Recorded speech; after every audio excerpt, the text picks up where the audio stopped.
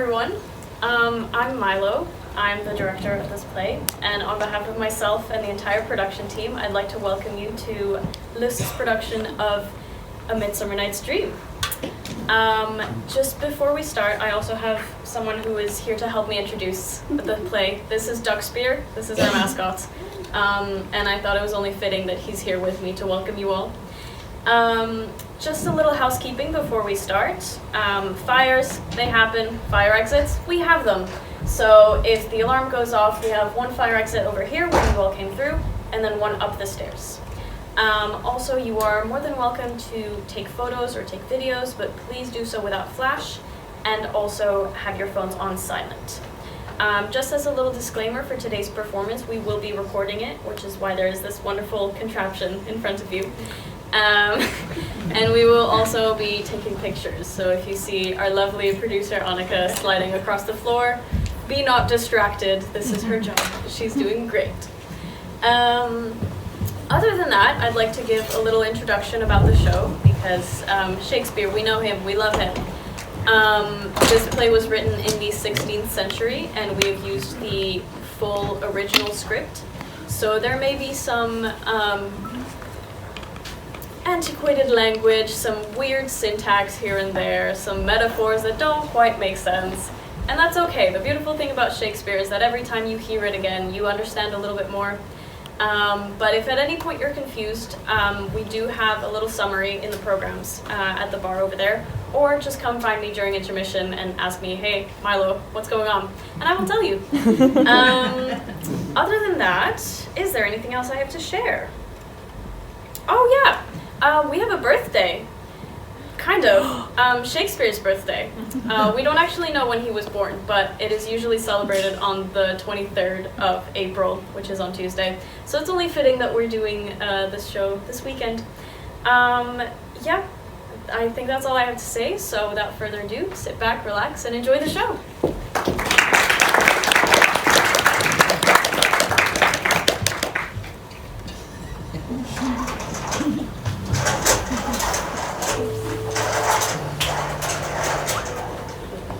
Now, fair Hippolyta, our nuptial hour draws on apace.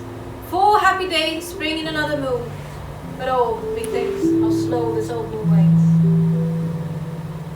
She lingers my desires, like to a stepdame or a dowager, long withering out a young man's revenue. 4 days will quickly steep themselves in night, 4 nights will quickly retreat time.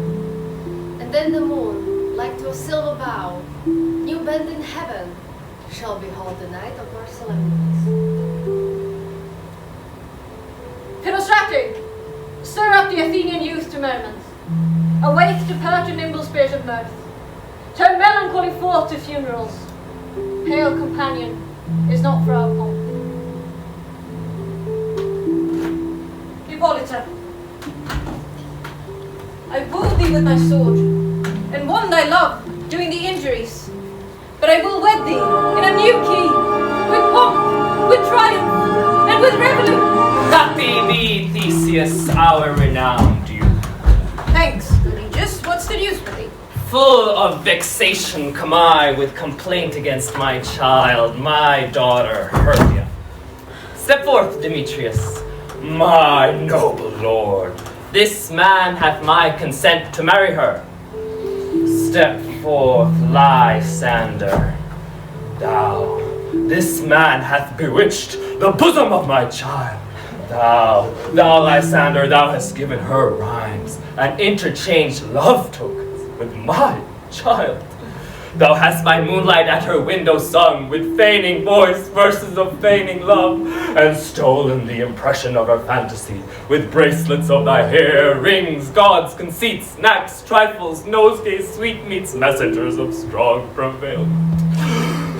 With cunning hast thou filched my daughter's heart, turned her obedience, which is due to me, to stubborn harshness.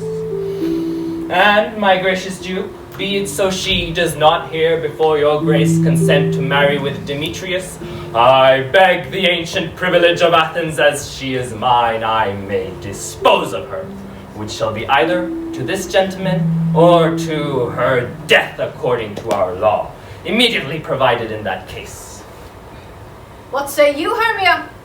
Be advised, fair maid, to you, your father should be as a god, one that composed your beauties, yea, and one to whom you should be but as a form in wax, by him imprinted and within his power, to leave this figure or disfigure it. Demetrius is a worthy gentleman. So is Lysander. In himself he is, but in this kind, wanting your father's voice, the other must be held the worthier. I do entreat your grace to pardon me. I know not by what power I made bold, nor how it may concern my modesty in such a presence here to plead my thoughts. But I beseech your grace that I may know the worst that may befall me in this case if I refuse to wed Demetrius. Either to die the death, or to abjure forever the society of men. Therefore, fair Hermia, question your desires, know of your youth, examine well your blood, for if you yield not to your father's choice, you can endure the library of a nun. Pray to be in shady cloister mute, to live a barren sister all your life, chanting faint hymns to the cold, fruitless moon, thrice blessed they that master so their blood, to undergo such maiden pilgrimage. But earthlier happy is the rose distilled, than that, which withering on the virgin thorn, grows, lives, and dies in single blessedness. So will I grow, so live, so die, my lord, ere I will yield my virgin pattern up unto his lordship, this unwished yoke my soul consents not to give sovereignty. Take time to pause, and by the next new moon, the sealing day betwixt my love and me, our everlasting bond of fellowship, upon that day either prepare to die for disobedience against your father's will, or else to wed Demetrius, as he would, on Diana's altar to protest for a austerity and single life. Relent, sweet Hermia. Lysander, yield that grace title to my certain right. You have her father's love, Demetrius. Let me have Hermia's. Do you marry him? Scornful Lysander! True, he hath my love, but what is mine, my love shall render him, and she is mine, and all my right of her I do estate unto Demetrius. I am, my lord, as well derived as he, as well possessed. My love is more than his. My fortunes every way is fairly ranked, if not with that it is Demetrius's. And, which is more than all these boasts can be, I am beloved of beauteous Hermia. Why should not I then prosecute my right? Demetrius, I'll approach it to his head, made love to Neater's daughter Helena, and won her soul, and she, sweet lady, dotes, devoutly dotes in idolatry, upon this spotted and inconstant man. I must confess that I've heard so much. With Demetrius, thought to have spoke thereof, but being overfull of self-affairs, my mind did lose it. But Demetrius, come, and Aegis, you shall go with me. I have some private schooling for you both. And as for you, fair Hermia, look you arm yourself to fit your fancies to your father's will, or else the law of Athens yields you up, which we no means may extenuate, to death, or to a vow of single life. Come, my Hippolyta, what cheer, my love? Demetrius and Aegis, go along. I must employ you in some business against our nuptial of something nearly that concerns yourselves. With duty and desire we follow you.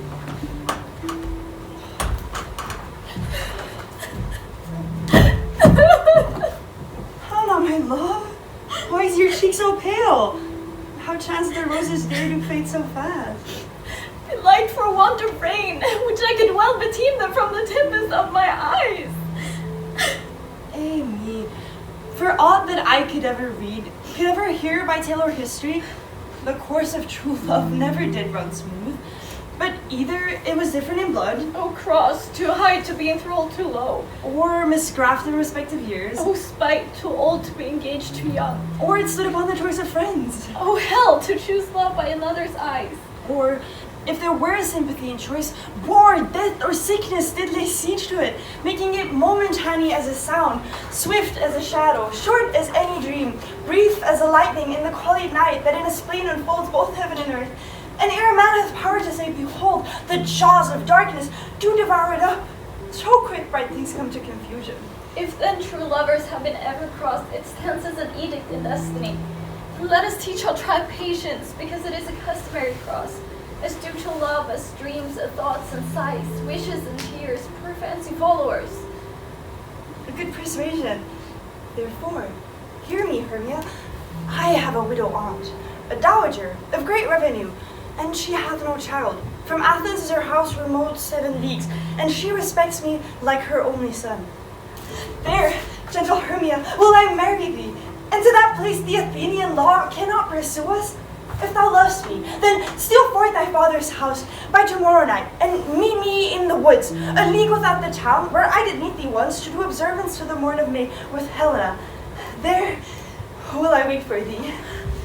My good Lysander, I swear to thee, by Cupid's strongest bow, by his best arrow with the golden head, by the simplicity of Venus' doves, by that which kniteth souls and prosperous loves, and by that fire which burned the Carthage queen when the false Trojan under sail was seen, by all the vows that ever men have broke, in number more than ever women spoke, in that same place thou hast appointed me, tomorrow truly will I meet with thee. Keep promise, love. Oh, look, there comes Helena. Godspeed, fair Helena. Whither away?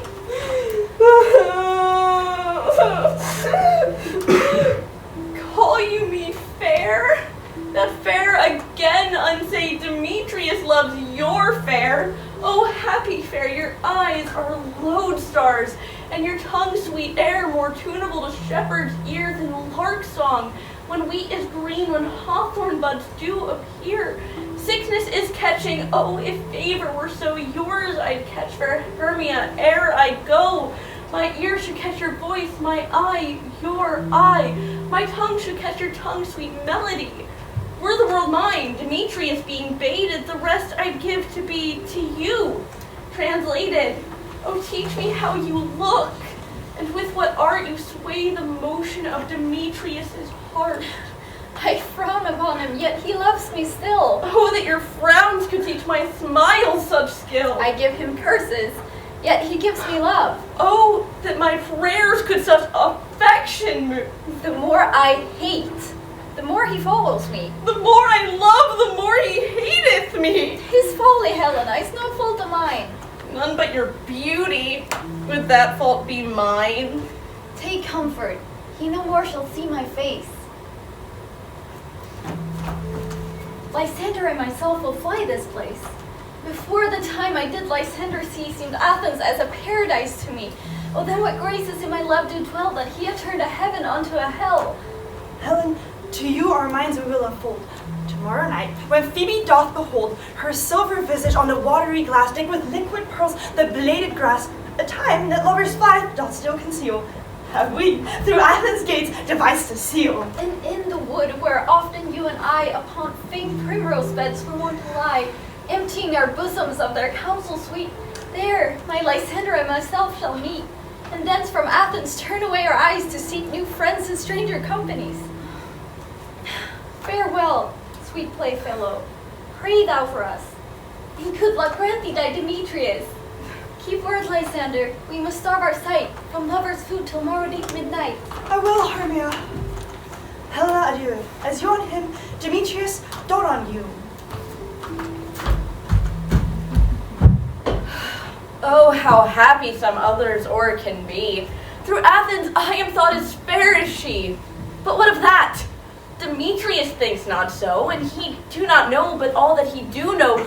So as he errs, doting on Hermia's eyes, so I admiring in his qualities, things base and vile, folding no quantity, love can transpose to form and dignity.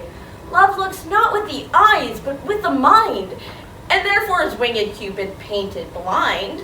And love's mind has no judgment taste, no eyes and wings make unheedy haste, and therefore is love said to be a child, because in choice he is so oft beguiled. As waggish boys themselves in games do forswear, so the boy love is perjured everywhere. For ere Demetrius looked on Hermia's eyne, he hailed down oaths that he was only mine. And then when this heat this hail fell from Hermia, so he dissolved, and showers of oaths did melt. I will tell him of fair Hermia's flight, and then to the woods will he tomorrow night pursue her.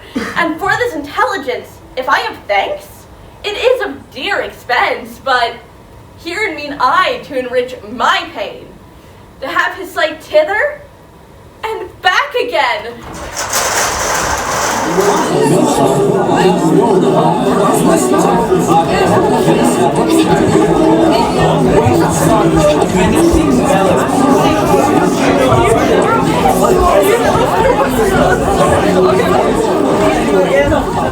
Is all our company here? You would best call them generally, man by man, according to the script.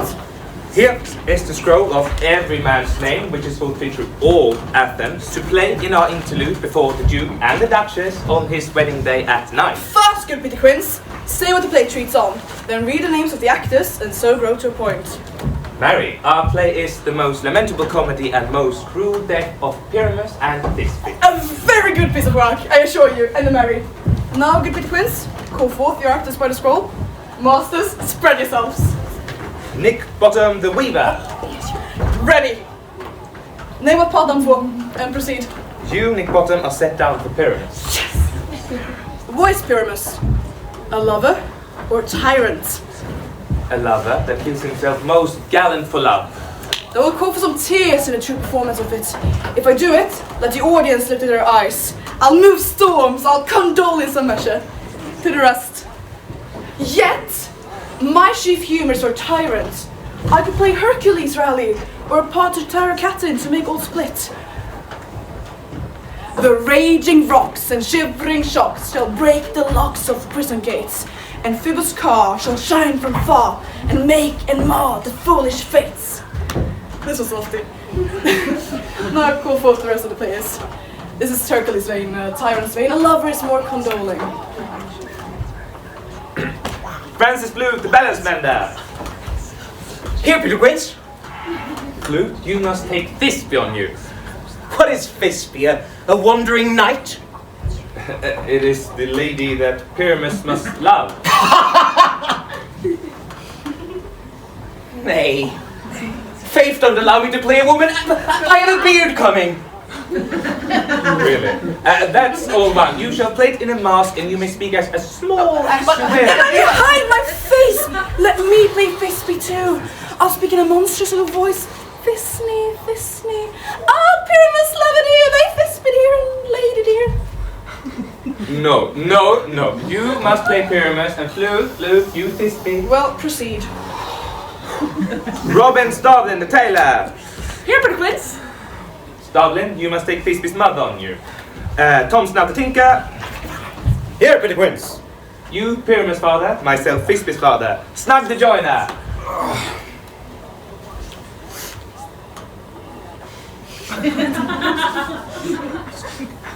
You, the lion's part, and I hope here is a play fitted. Have you the lion's part written?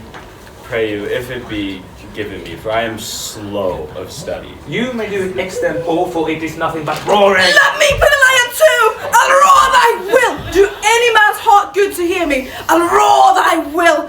Make the Duke say, let him roar again, let him roar again! And you should do it too terribly. You would frighten the Duchess and the ladies that they would shriek, and that were enough to hang us all. That would hang us all, every mother's son. I grant you, friends, that if you were to fright the ladies out of their wits, they would have no more discretion but to hang us.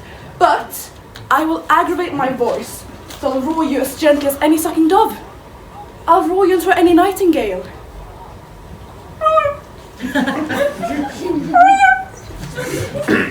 You can play no part but Pyramus, for Pyramus is a sweet-faced man, a proper man, as one shall see in a summer's day, a most lovely gentleman-like man. Therefore, you must needs play Pyramus.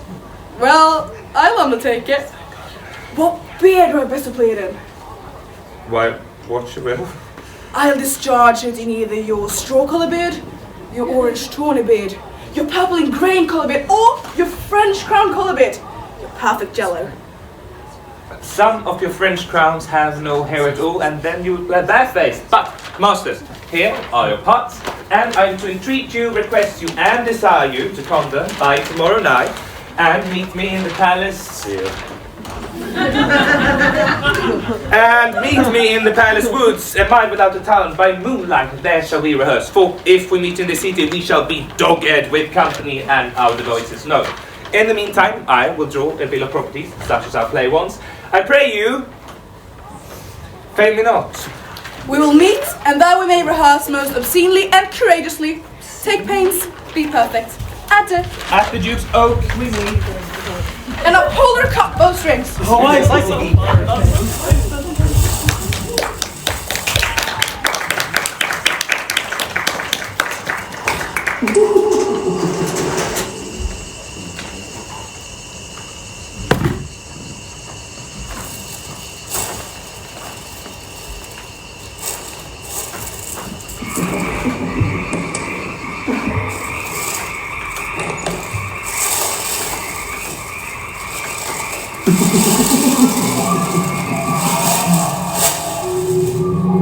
How now, spirit? Whither wander thou? Over hill, over dale, thorough brush, thorough brag, over park, over pale, thorough flood, thorough fire. I do wander everywhere, swifter than the moon's sphere, and I serve the fairy queen to do her orbs upon the green. The cowlips tall her pensioners be, in their gold coat spots you see. Those be rubies, fairy favours, in those freckles live their saviours. I must go seek some dewdrops here, and hang a pearl in every cowlip's ear. Farewell, thou love of spirits, I'll be gone. The queen and all her elves come here anon. The king doth make his revels here tonight. Take heed the queen come not within his sight, for Oberon is passing fell and wrath, because she, as her attendant hath, a lovely boy, stolen from an Indian king. Never had so sweet a changeling. And jealous Oberon would have the child, knight of his train, to trace the forest wild. But she perforce withholds the lovely boy, crowns him with flowers, makes him all her joy. So now they never meet in grove or green, by fountain clear or spangled starlight's sheen. But they do square that all their elves for fear creep into their acorn cups and hide them there. Lest I mistake your shape and make you quite, you are that shrewd and knavish sprite, called Robin Goodfellow. Are you not he that frights the maidens of the villagry, skim milk and sometimes labour in the corn, and bootless make the breathless housewife charm, and sometimes make the drink to bear no balm, mislead like wanderers, laughing at their harm? Those that hobgoblin call you and sweet pock, you do their work and they shall have good luck. Are you not he? Thou speak'st aright. I am that merry wanderer of the night. I jest to Oberon and make him smile, when I a fat and bean-fed horse beguile, neighing in likeness of a filly foal. No? Sometime work I in a gossip's bowl. I am very likeness of a roasted crab. And when she drinks, against her lips I bob, and honor with her do I board the ale.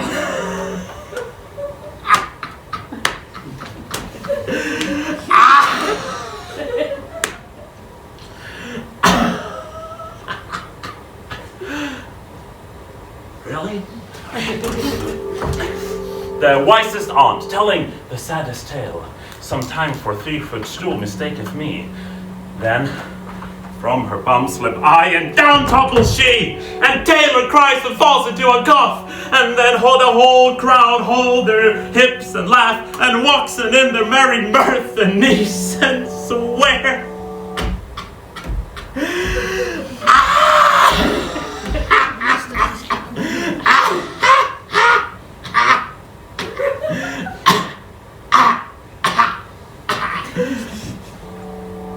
There never was a merrier hour wasted there. My room, fairy, here comes Oberon. And here my mistress, would that he were gone!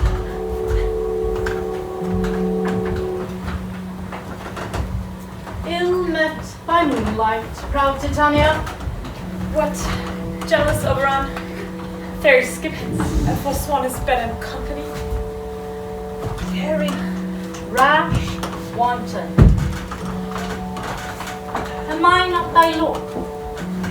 Then I must be thy lady. But I know, when thou hast stolen away from fairyland, and in the shape of Corin sat all day, playing on pipes of corn and versing love to amorous familiar. Why art thou here? Come from the farthest steppe of India? But that forsooth, the bouncing Amazon and your busked mistress and warrior love to Theseus must be wedded, and you come to give her bed joy and prosperity. How canst thou thus for shame, Titania, when I know thy love to Theseus?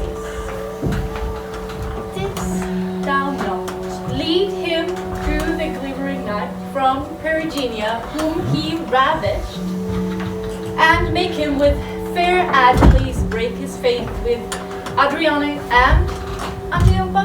These are the forgeries of jealousy!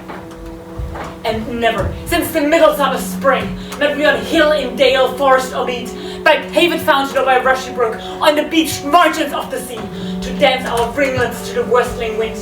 But with thy brows thou hast disturbed our sport. Therefore the winds, they are piping to us in vain, as in revenge have sucked up from the sea contagious sparks that now fall onto the land, and have every pelting river made so proud that they've overborne their continents. The ox hath therefore stretched his yoke in vain. The plowman lost his sweat, and the green corn has rotted, and his youth attained a beard. The folds stand empty in the drowned fields, and the crowds are fatted with the Marian flock. The 9 men's moors filled up with mud, and the quaint mazes in the wanton green, for lack of treat, are undistinguishable. The human mortals, they want their winter here. But no night is now with him more carol blessed.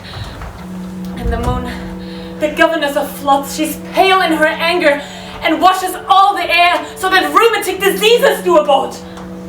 And throughout this distemperament, we see the seasons alter. Her ray-headed frosts fall in the fresh leaf of the crimson rose, and an old hemes thin and icy crown an odorous chapel of sweet summer buds. This is in mockery set. The spring, the summer, the childing autumn, the angry winter change their wonted liveries, and the mazed world for their increases now knows not which is which. And this a prophecy of evil comes from our debate, from our dissentment. We are their parents and originals. Do you amend it then? It lies in you. I do but beg the little changeling boy to be my henchman. Set your heart at rest. The fairyland buys not the child of me. His mother was a voucher of my order, and in the spiced Indian air by night, full often has she gossiped by my side, and sat with me on Neptune's yellow sands, mocking the embarked traders on the floods. And we've laughed to see the sails conceive and grow big-bellied with the wanton wind, when she, with pretty and with swimming gait, her womb then rich with my young squire, would imitate and sail upon the land to fetch me trifles and return again, as from a voyage rich with merchandise. But she, being mortal of that boy, did die. And for her sake do I rear up the boy, and for her sake will I not part with him. How long in this wood do you intend to stay? Perchance till after Theseus' wedding day, if you will patiently dance in our rounds, and let our moonlight revel go with us. If not, shun me, and I will spare your hounds. Give me that changeling child, and I shall go with thee. Not for thy fairy kingdom! Fairies away. We will chat downright if I longer stay. Well, go thy way! Thou shalt not from this grove until I mend thee from this injury!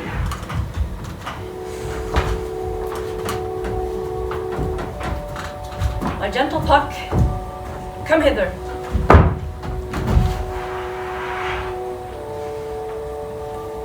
Thou rememberest, since once I sat upon a promontory and saw a mermaid on a dolphin's back, uttering such dulcet and harmonious breath that the sea grew civil at her song.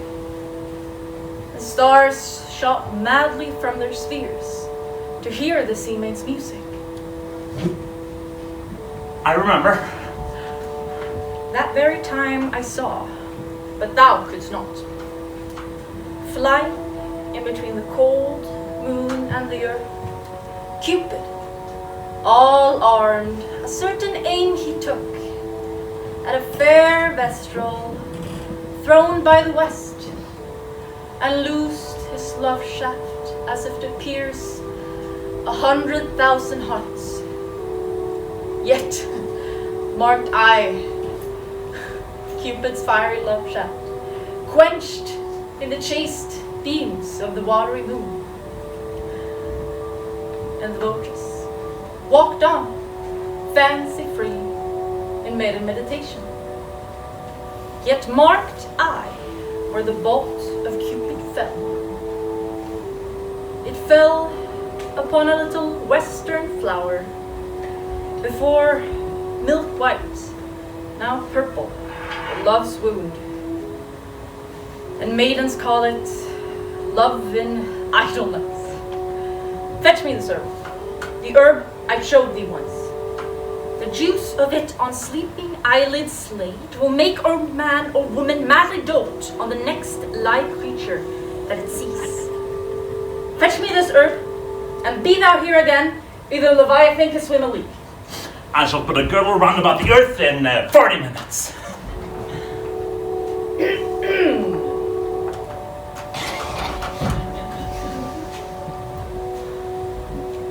Having once this flower, I will streak the liquor of it into Titania's eyes as she is asleep. And the next thing she see when she wakes, be it on wolf or bull, bear or meddling monkey or busy ape, she shall pursue it with the soul of love. And ere I take this charm from off her sight, as I might take it with another herb, I'll make her render up her page to me. But who comes here? I am invisible, and I shall overhear their conference.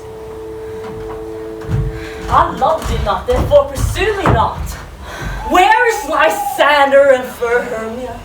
The one I slay, the other slave me. Thou toldst me they were stolen to this wood, and here am I, woe within this wood, because I cannot meet my Hermia. Hence, get thee gone and follow me no more. You draw me, you hard-hearted adamant, yet you draw not iron, for my heart is as true as steel. Leave you your power to draw, and I shall have no power to follow you. Do I entice you? Do I speak you fair? Or rather, do I not in plainest truth tell you that I do not, nor I cannot love you? And even for that do I love you the more. Demetrius, I am your spaniel, and the more you beat upon me, the more I will fawn on you. Use me but as your spaniel, strike me, spurn me, neglect me, lose me. Only allow me, as unworthy as I am, to follow you. What worser place can I beg for your love, and yet a place of high respect with me, than to be used as you use your dog? Tempt not too much the hatred of my spirit. For I am sick when I do look upon thee. And I am sick when I look down upon you! You do impeach your modesty too much to leave this city and commit yourself into the hands of one that loves you not. To trust the opportunity of night and the ill counsel of a desert place, or the rich worth of your virginity. Your virtue is my privilege. For it is not night when I do see your face, therefore I think I am not in the night. And neither does this wood lack worlds of company. For to me, you are all the world. So how can it be said that I am alone when all the world is here to look upon me? I'll run from you and hide me in the brakes and leave it to the mercy of wild beasts.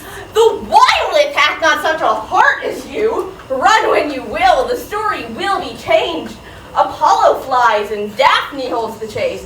The dove pursues the griffin. The mild hide makes speed to catch with the tiger. And bootless speed when cowardice pursues and valor flies.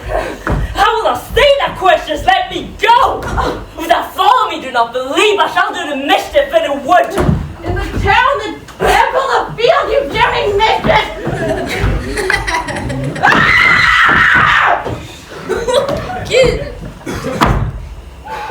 Fine, Demetrius! You do set a scandal on my sex! We were not made to fight for love as men may do. We were made to be wooed, and not to woo.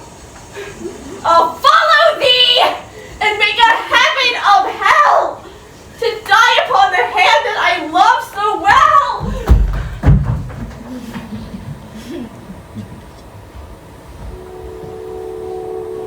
Fare thee well, nymph. Ere he shall leave this grove, thou shalt fly him, and he shall seek thy love.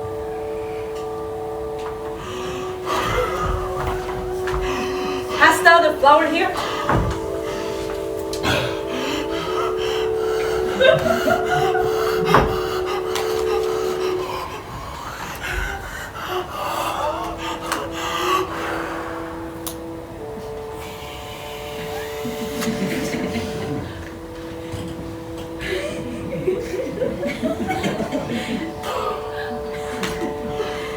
Welcome, wanderer. Aye, there it is. I pray thee, give it me. Oh.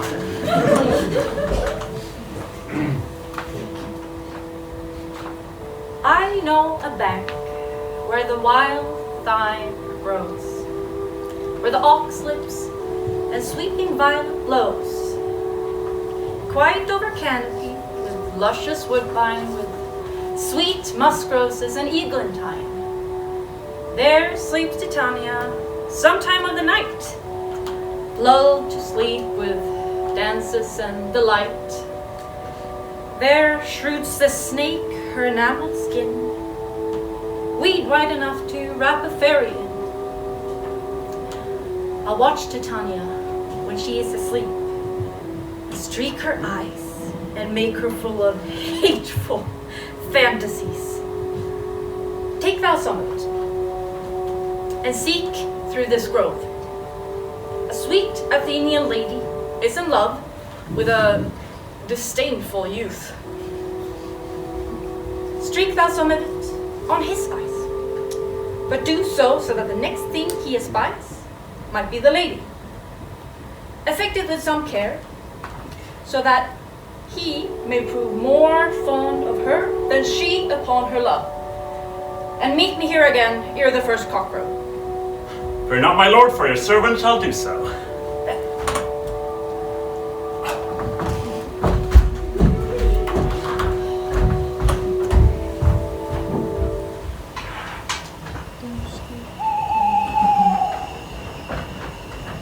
Come. Now a roundel and a fairy song. And then for the third part of a minute hence, some to kill crankers in their musk rosebuds, some at war with the weary mice for their leathern wings to make my small elves coats, and some keep back the clamorous owl that nightly hoots and wanders at our quaint spirits. Sing me now to sleep, then off to your offices and let me rest.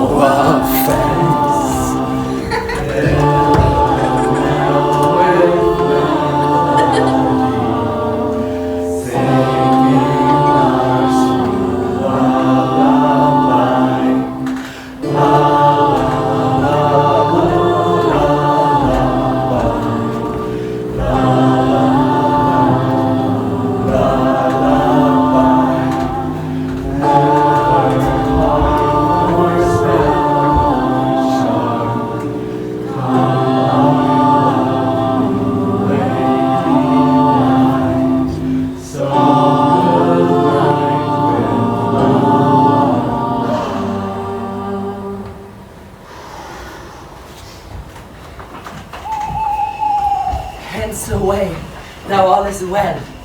One aloof stands sentinel.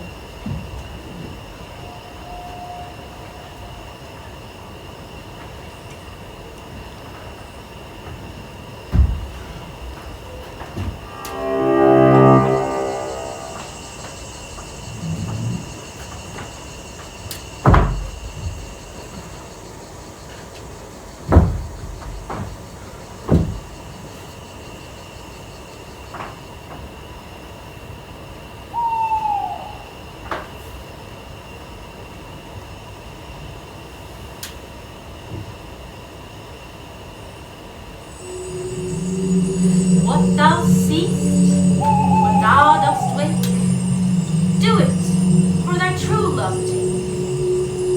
Love and languish for his sake, be it on ounce or cat or boar or bear with bristle hair. In thy eye it shall appear, when thou wakest, it is thy dear. Wake when some vile thing is near.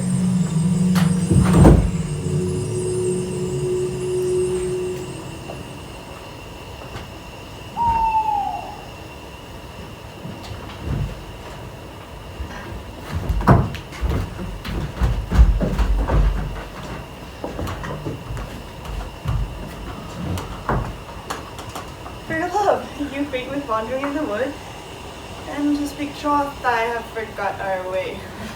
We'll rest us, Hermia, if you think it good, and tarry for the comfort of the day.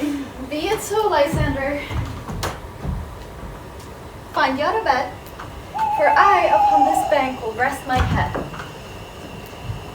Well, one turf shall serve as pillow for us both. One heart, one bed, two bosoms, and one troth. Nay, good Lysander, for my sake, my dear, lie further up, yet do not lie so near. Oh, take the sense, sweet, of my innocence. Love takes its meaning in love's conference. I mean that my heart unto yours is knit, so that but one heart we can make of it. Two bosoms interchanged with an oath, then two bosoms and a single troth. Then by your side no better me deny. For lying so, sweet Hermia, I do not lie. Lysander riddles very prettily. Now much beshrew my manners and my pride if Hermia meant to say Lysander lied. But, gentle friend, for love and courtesy, lie further off in human modesty. Such a separation as may well be said becomes a virtuous bachelor and a maid. So, far be distant, and good night, sweet friend. Thy love near altar till thy sweet life end. Amen. Amen to that fair prayer, say I. And then end life when I in loyalty. And here will rest me. Sleep, give thee all his rest. Have that wish, the wish's eyes be past.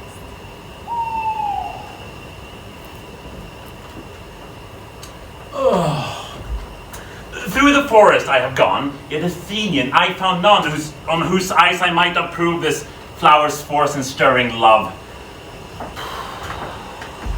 Night and silence! Who is there? Weeds of Athens he doth wear. This is he! My master said, despised the Athenian maid.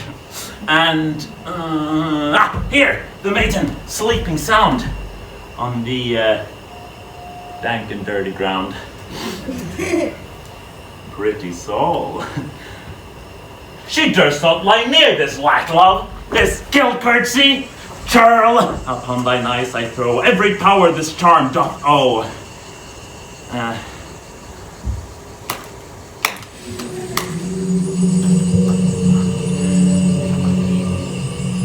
When thou wake, let love forbid. Sleep is seat on thy eyelid. So awake when I am gone, for now I must to Oberon.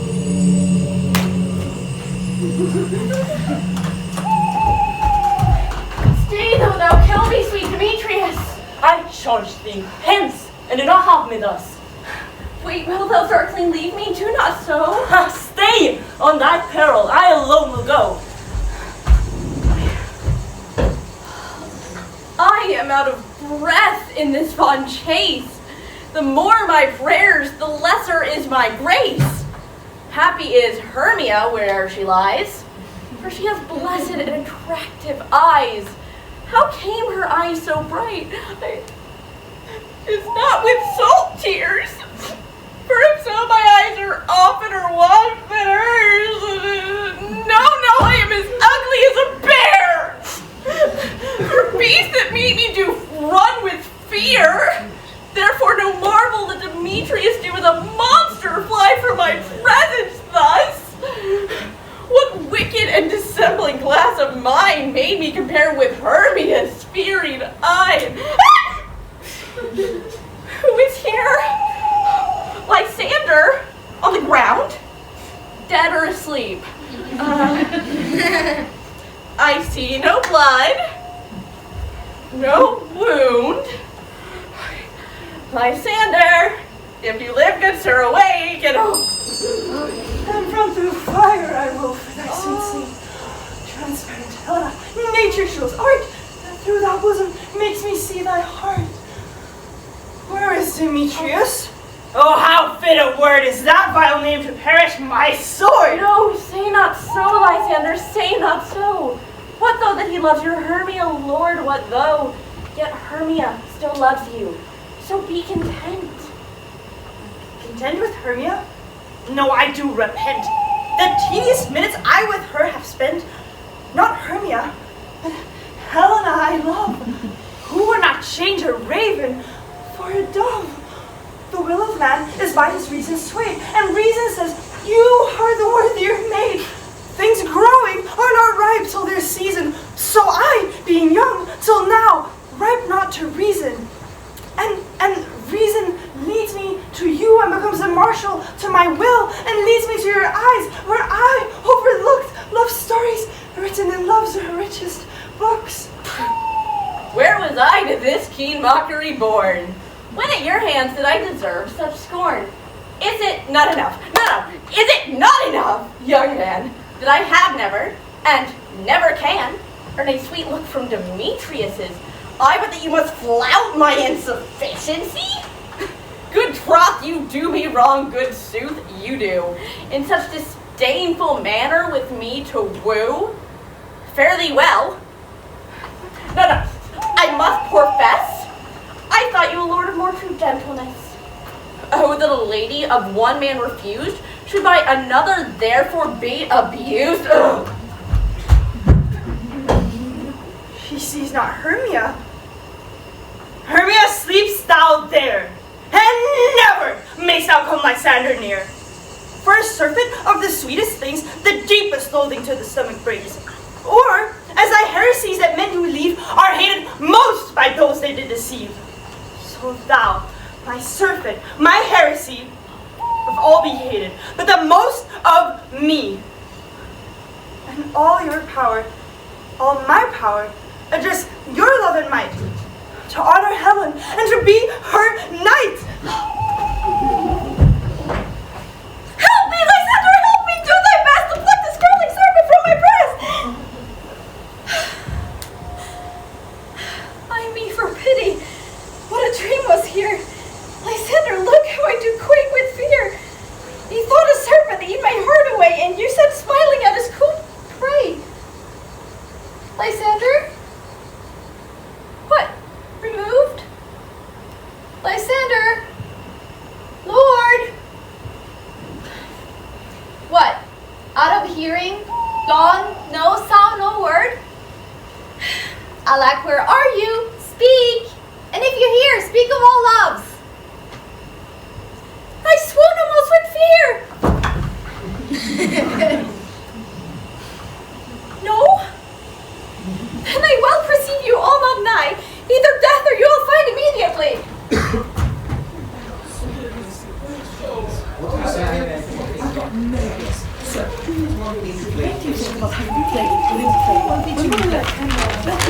Maybe not play face speak.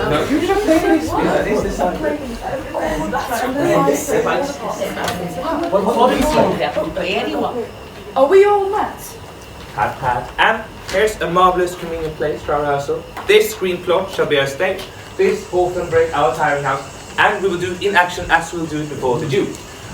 Peter Quinns. What sayest thou, bully? Pardon? There are things in this comedy of Pyramus and Thisbe that will never please. First, Pyramus must draw a sword to kill himself, which the ladies cannot abide. How answer you that? By Jove, a harmless fear. I believe we should leave all of the killing out with all this stuff. Not a whit. I have advised to make all well. Write me a prologue, and let the prologue seem to say we will do no harm with our swords, and that Pyramus is not killed indeed. And for the more better assurance, tell them that I, Pyramus, am not Pyramus, but Bottom the Weaver. This will put them out of fear. Well, we will have such a prologue, and it shall be written in 8 and 6. No, make it 2 more. Let it be written in 8 and 8. Will not the ladies be afeard of the lion? I fear it, I promise you. Masters, you ought to consider with yourselves to bring in, God shield us, a lion among ladies is a most dreadful thing, for there is not a more fearful wildfowl than your lion living, and we ought to look to it. Then another prologue must tell that he is not a lion. Nay. He must name his name, and half his face must be seen through the lion's neck, and he himself must speak through, saying thus or to the same effect, ladies, or fair ladies, I would wish you, or I would request you, or I would entreat you, not to fear, not to tremble, my life for yours. If you think I come hither as a lion, it be pity of my life. No, I am no such thing. I am a man, as other men are, and there indeed let him name his name, and tell him plainly that he is Slug the Joiner. Well, it shall be so, but there is 2 more things. That is to bring the moonlight into a chamber, for, you know, Pyramus and Thisbe meet by moonlight. Doth the moon shine the night we play our play? A calendar! A calendar! Look in the almanac, find out moonshine! Find out moonshine! Do you have a calendar? Anyone have a bloody calendar? A calendar? Anyone? A calendar? No calendars?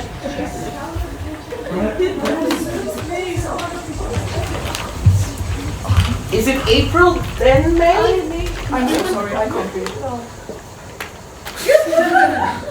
Yes, it doth shine that night.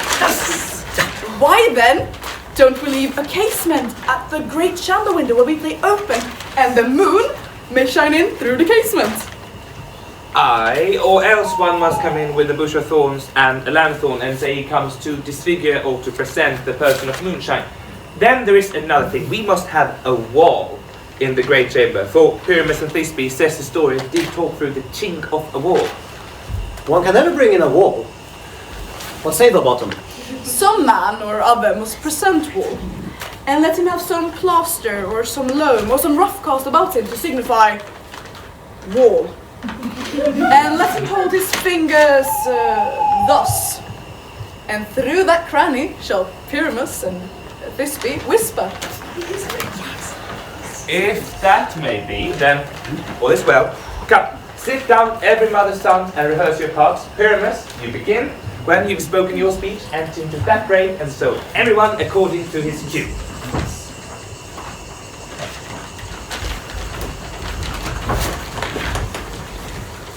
What hempen homespuns have we swaggering here, so near the cradle of the fairy queen? What? A play toward? I'll be an auditor. An actor too, perhaps, if I see cause. Speak, Pyramus, Thisbe, stand forth. Thisbe, the odious of flower savor sweet. Odors.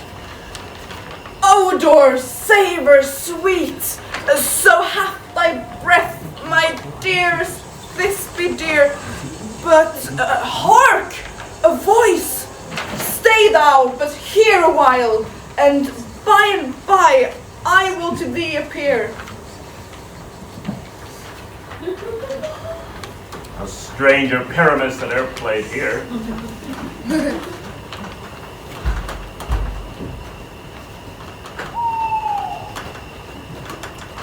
Must I speak now? Aye. Very must you, for you must understand, he goes but to see a noise that he has heard and is to come again. Most radiant Pyramus, most lily white of hue, of colour like the red rose on triumphant briar, most brisky juvenile and eke most lovely jewel, as true as horse that yet would never tire. I'll meet thee, Pyramus, at Ninny's tomb. Ninna's tomb, man. What? You must not speak that yet. That's your answer to Pyramus. You speak all your part at once, cues and all. Pyramus, enter, your cue is past, it is never tire. As true as horse that yet would never tire. If I were fair, this be I were only thine. Monsters! Strange! Pray, masters, fly, masters, we are home! Help! I'll follow you. I'll lead you about around. Through bush, through brake, through bark, through bog. Sometime a horse I'll be, sometime a hound, a boar, a headless bear, sometime a fire, and neigh, and bark, and grunt, and roar, burn, like hound, like dog, like horse, like boar, like bear, like fire at every turn. Why did he run away? This is a neighbor of them to make me afeard. Oh, Bottom! Thou art changed! What has happened to thee? What do you see? You see an author of your own, do you? Bless thee, Bottom, bless thee, thou art translated. I see their knavery. This is to make an ass of me, to frighten me, if they could. But I will not stir from this place. Do what they can. I'll walk up and down here, and I will sing, that they shall hear I'm not afraid. The owls will cook some black of you, with orange tawny bill, this one's not so true. The wren will quill, What angel wakes me from my flowering? the finch, the sparrow, and the lark, the plain song cuckoo grey, who's not full many a man doth mark, and does not answer nay. For who indeed would put his weight into such a foolish bard? Who would give the bird a lie, though he cry cuckoo? Never so. I pray thee, gentle mortal, sing again. My ear is much enamored of thy note, so is mine eye enthralled to thy shape. And thy fair virtues forth, good forth must move me on the first view to say, to swear, I love thee. Methinks, mistress, you should have little reason for that, and yet to say the truth, reason and love keeps little company together nowadays. The more the pity that some honest neighbors do not make them friends, nay, I can gleek upon occasion. Thou art wisest, thou art beautiful. Not so, neither. But if I had wit enough to get out of this wood, I would have enough to serve mine own turn.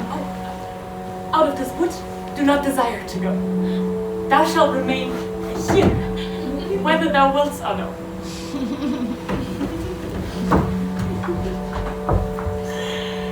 See, I am a spirit of no common rate. The summer still doth tent upon my state, and I do love thee. Therefore, go with me, and I'll give thee fairies to attend on thee, and they shall fetch thee jewels from the deep, and sing while down pressed flowers dost sleep. And I will purge thy mortal grossness so, that thou shalt like an airy spirit go. Peace blossom, cobweb, moth and mustard seed.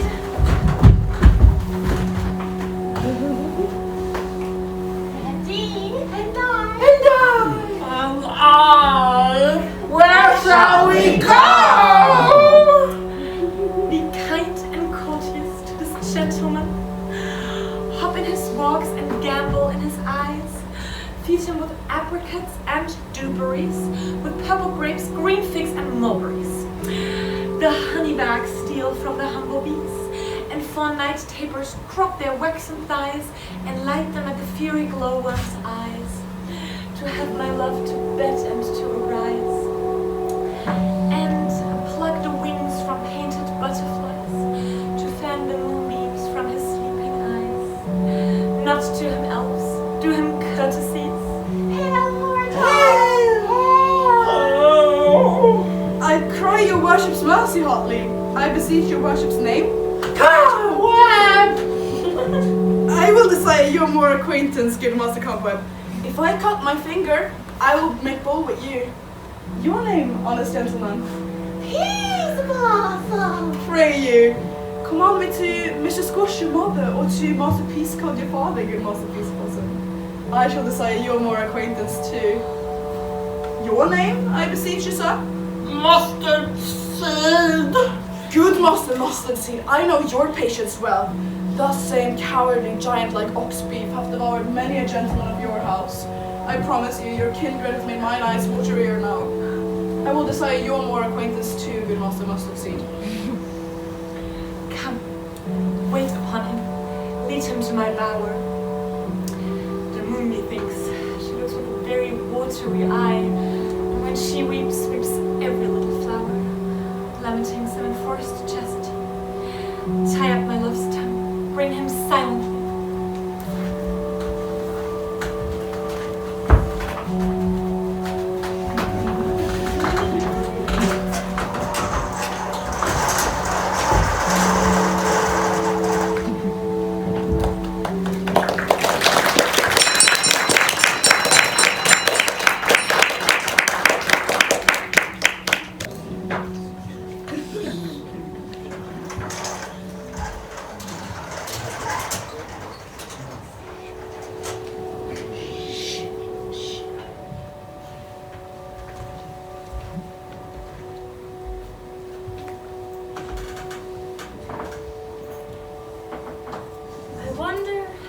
Titania be awakened.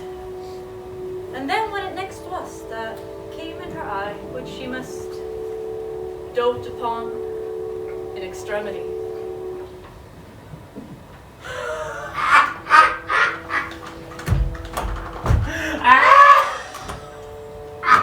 Here comes my messenger. How now, mad spirits? What night rule about this haunted grove?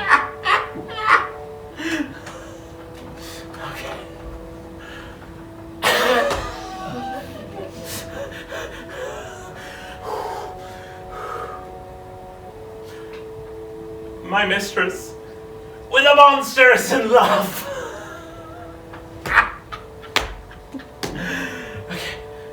Okay. Near her close and concentrated bower, when she was in her dull and sleeping hour, a crew of batches, brute mechanicals, that worked for bread upon Athenian stalls, were met together to rehearse a play intended for great Theseus' nuptial day. The shallowest, thick skin of that barren sort, who Pyramus presented in their sport, forsook his scene and entered in a break. When I did him at this advantage take.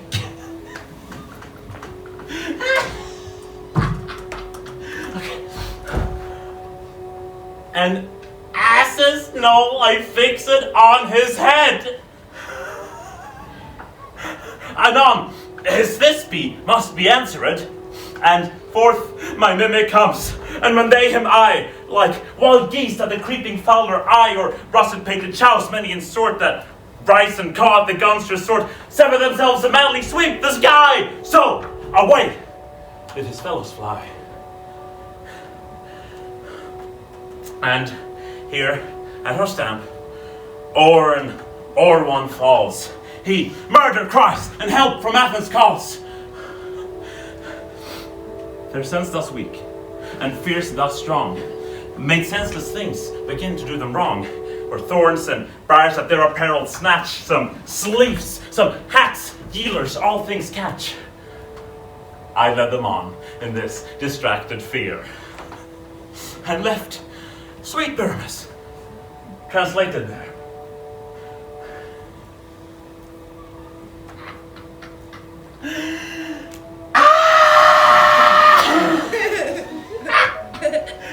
In that moment, so it came to pass, Titania waked and straightway loved an ass. This falls out better than I could devise. But hast thou yet latched the Athenian's eyes with the love juice as I did bid thee do? Oh, I took him sleeping, that is finished too. The maiden laying by his side, so that by force she must be eyed. Stand aside. This is the same Athenian. Oh, this the woman, but not this the man. Why rebuke you him that loves you so? Lay breath so bitter on a bitter foe? Now I would chide, but I should use the worst, for thou I fear has given me a cause to curse. If thou hast slain Lysander in his sleep, being o'er shoes in blood, plunge in the deep and kill me too. The sun was not so true unto the day as he to me. Would he have stolen away from sleeping Hermia? Oh, believe us, soon this whole earth may be bored, and that the moon may through the center creep, and so displease her brother's noontide with antipodes. It cannot be, but thou hast murdered him. So should a murder look, so dead, so grim. So should a mirth look, and so should I, pierced to the heart with your stern cruelty. Yet you, the murderer, look as bright, as clear as yonder Venus on glimmering sphere. What's this to my Lysander? Where is he? Good Demetrius, wilt thou give him me? I'd rather give his carcass to my hounds. Out, dog! Out, cur! Thou drivest me past the bounds of maiden's patience! Hast thou slain him then? Henceforth, never be numbered among men. Oh, once, tell true even for my sake. Durst thou have looked upon him being awake, and hast thou killed him sleeping? Oh, brave touch! Could not a worm, an adder, do so much? An adder did it, for with doubler tongue than thine, thou serpent never adder stung. You place your passion on a misprized mood. I'm not guilty of Lysander's blood, nor is he dead, far I can tell. I pray thee, tell me then that he is well. And if I could, what should I get there for? A privilege to never see me more, and from thy hated presence part I so. See me no more, whether he be dead or no. There's no following her in fierce vein. Here, therefore, a while I remain, for sorrow's heaviness doth heavier grow, for death the background sleep a sorrow owe. He for some slight measure will pay, for tender I make some stay.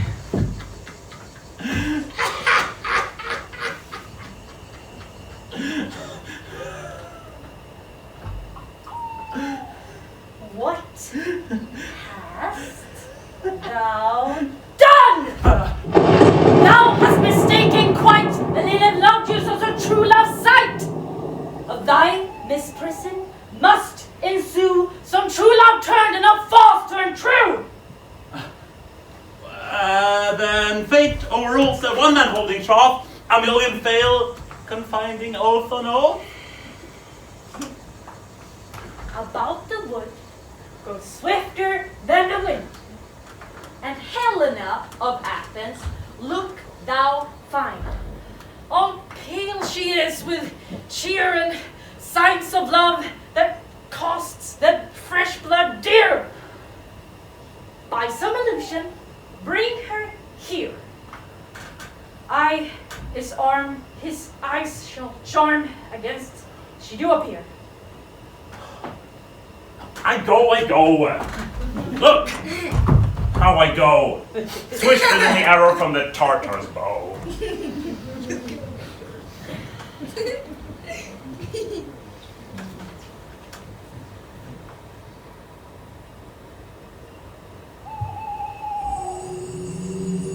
Flower of this purple dye, hit with Cupid's archery, sink in apple of his eye, when his love he doth espy. Let her shine as gloriously as Venus of the sky. When thou wakest, if she be by, beg her for reckoning.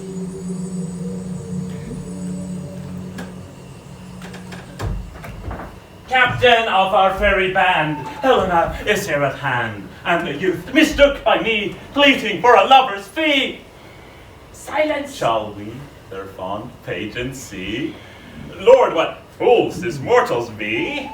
This noise they make shall cause Demetrius to awake. Then at once will two woo one. There must be needs to sport alone. And those things do best please me that befall preposterously. Why should you think that I should win scorn? Scorn and derision never come in tears. Look when I vow, I weep. A vow so born in their nativity all truth appears. How can these things in me seem sworn to you, bearing the badge of faith to prove them true? You do advance your cunning more and more. When truth kills truth, oh devilish holy fray!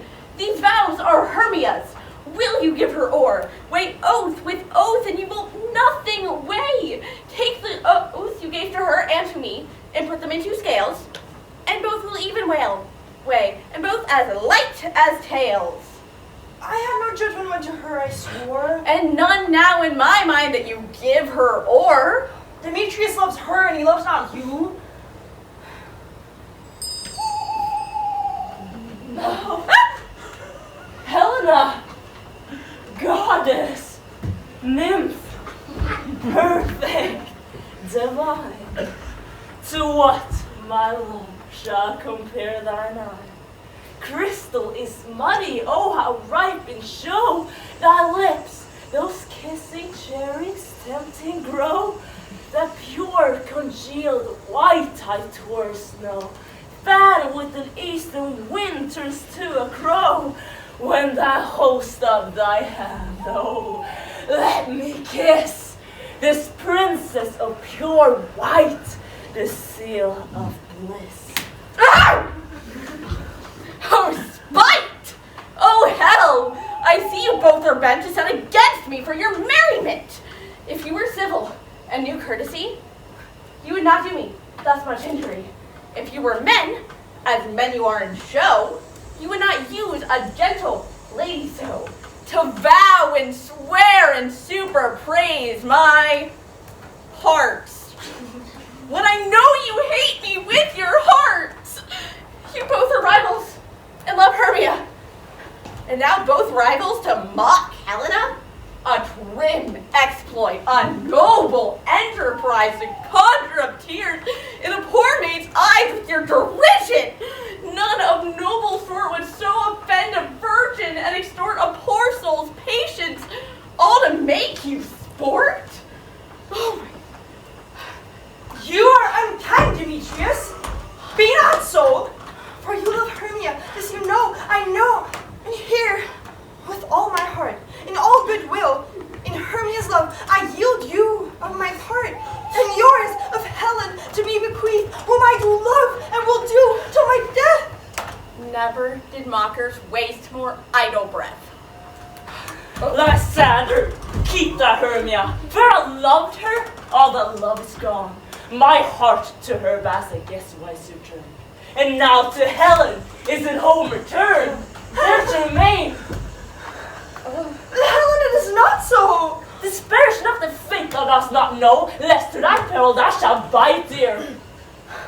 Look where thy love comes, yonder's thy dear. Dark night, that from the eye his function takes, the ear more quick of apprehension makes. God hear the same sense, it pays the hearing double recompense. Thou art not mine eye, Lysander, front mine ear, I thank it brought you to thy sound. But why unkindly didst thou leave me so? Well, why should he stay whom love doth press to go? What love could press Lysander from my side? Lysander's love that would not let him bide. Helena, who more and gilds the night than all your fury owes in eyes of light. Why seek'st thou me? Could not this make thee know? The hate I bear thee made me leave thee so. You speak not as you think, it cannot be.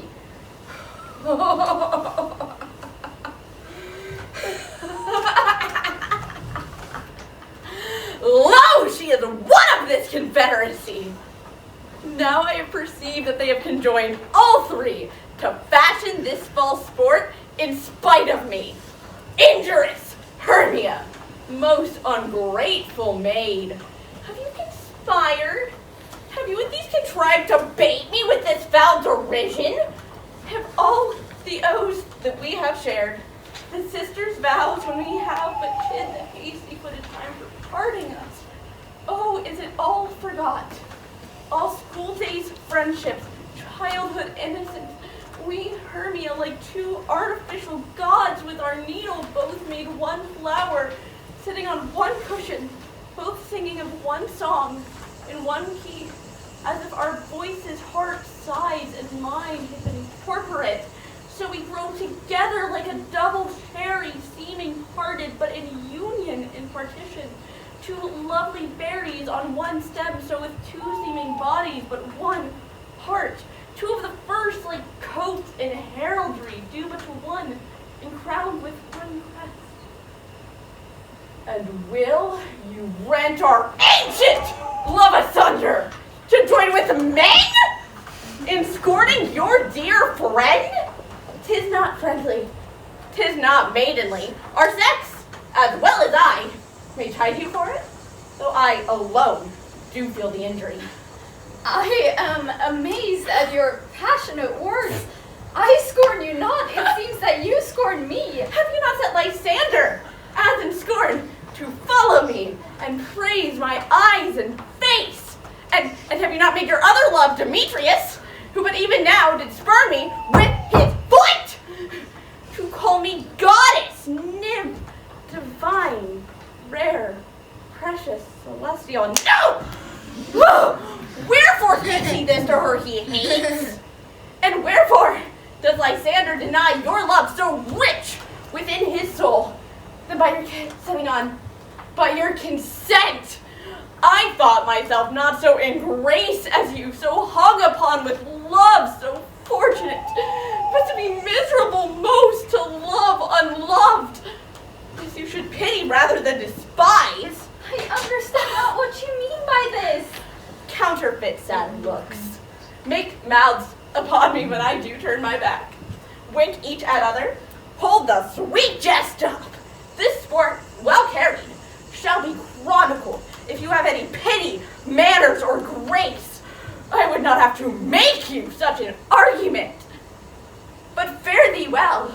'Tis partially my own fault, which death or absence soon shall remedy.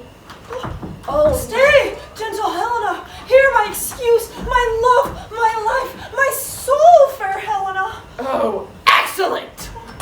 We do not scorn her so. If she cannot treat, I can compel. No, can't compel no more than she entreat. Thy threats have no more strength than her weak prayers. Helena, I love thee. By my life I do. I swear by that which I will lose to prove him false who says I love thee not. I say I love thee more than he can do. If thou say so, withdraw and prove it too. Quick, come! Lysander, we are too tense all this. Await you! No, no, sir. Seem to break loose, take on as you would follow, yet come not. You are a tame man, go!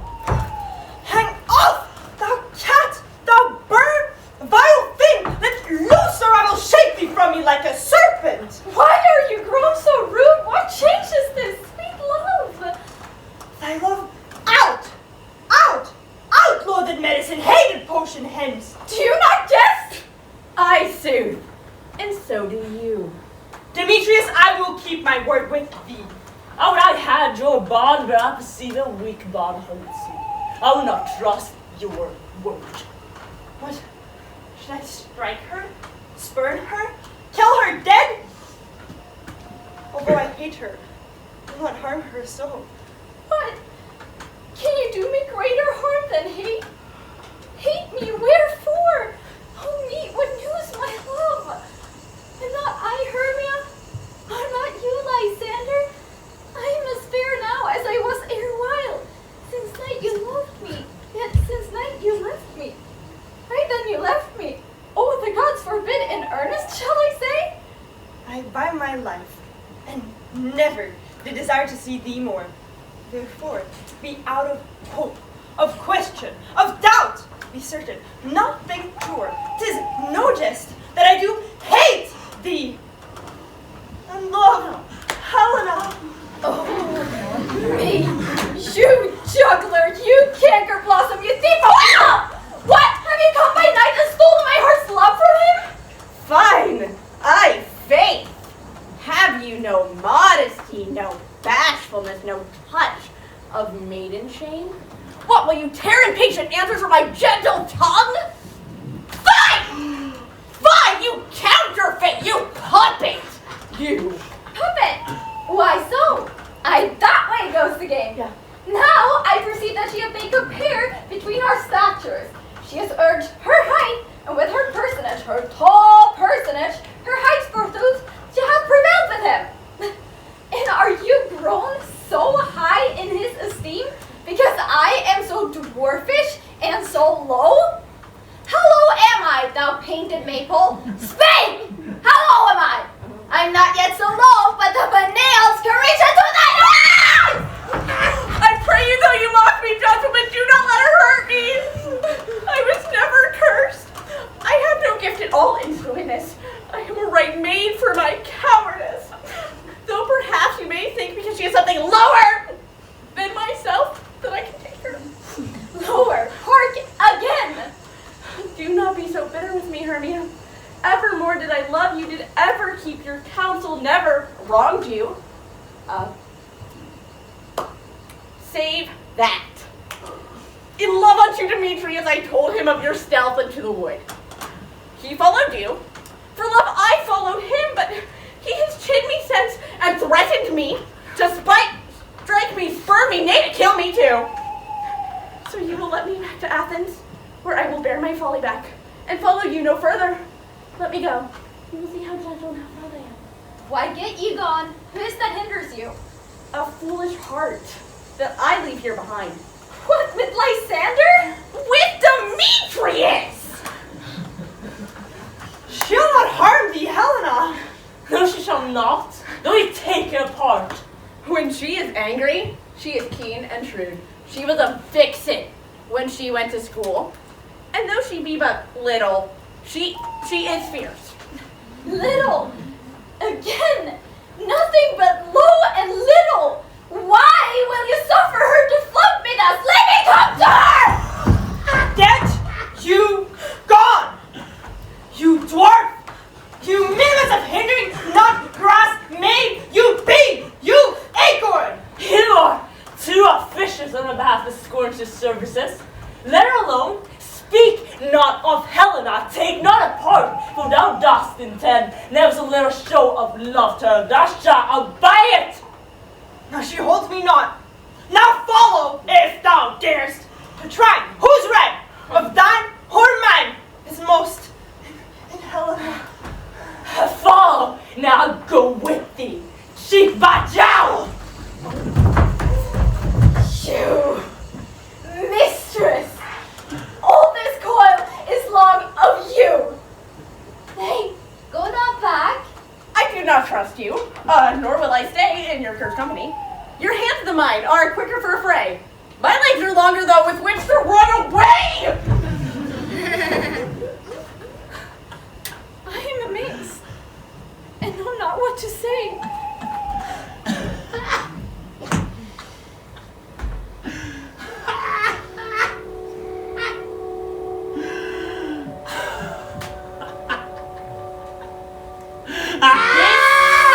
This is thy negligence. Or dost thou commit knaveries willfully? Believe me, King of Shadows, I mistook. Did you not tell me I should know the man by the Athenian garments he had on? And so far blameless proofs of my enterprise that I have anointed an Athenian size. And so far am I glad I did so sort as their jangling I esteem a sport. Thou seek these lovers. Seek a place to fight. Hide, therefore, Robin, overcast the night. The starry welkin cover thou anon with drooping fathers, black as Archeron, and lead these testy rivals so astray, so that one might not come within another's way. Sometime frame thy tongue like Lysander, and stir Demetrius up with bitter wrong, and sometimes rail thou like Demetrius, and look thou lead them thus, till death counterfeiting sleep o'er brows, with leaden legs and backy wings doth creep. Then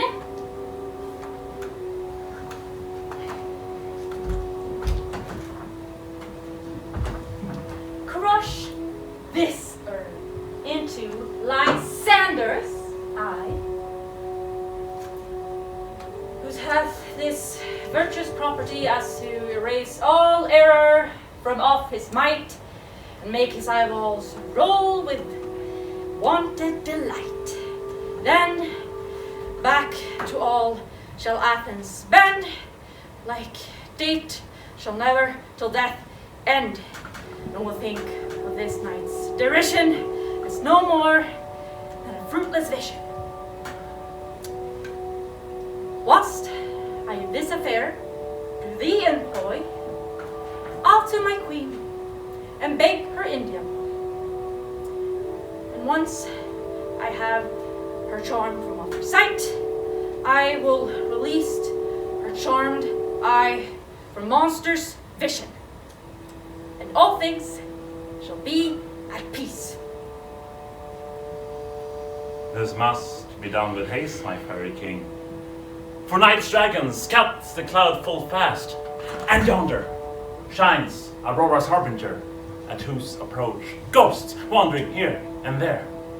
Through haunted churchyards, damned spirits all that in floods and crossways have their burial, already to their wormy beds are gone. They flee the day for shame, lest they should look their shame upon. They willfully hide themselves from light, and for I may consort the black-browed night. Aye, but we are spirits of another sort. I with the morning's love have oft made sport. Like a forester the groves may tread, till the eastern gate all fiery red blends with Neptune's beams, turning into yellowish gold with salt green streams. But notwithstanding, make haste, make no delay. We may yet erase this effect before the break of day.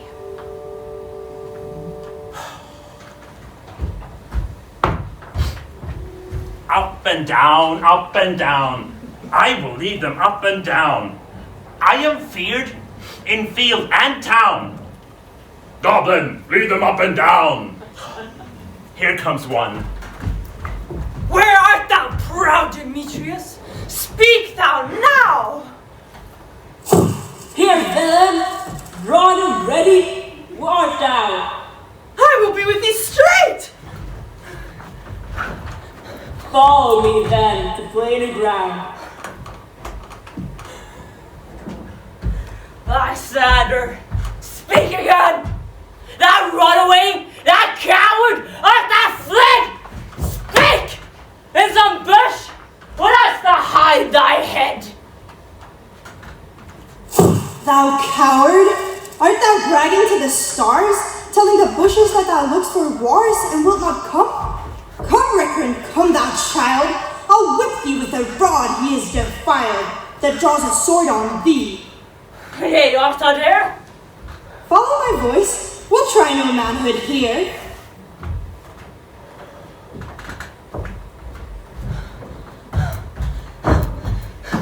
He goes before me and still dares me on.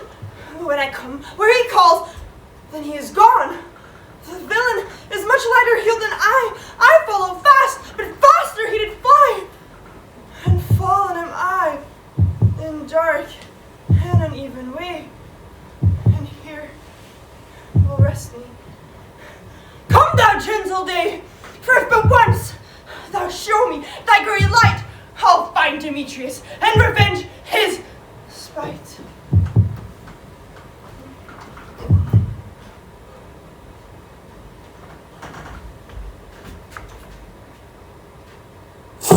Ho, ho, ho, coward, why comest thou not?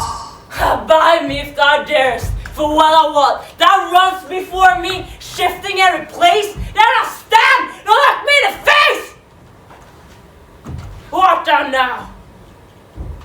Come hither, I am here. Nay then, thou mock'st me, thou shalt bide here, if ever I thy face by daylight see.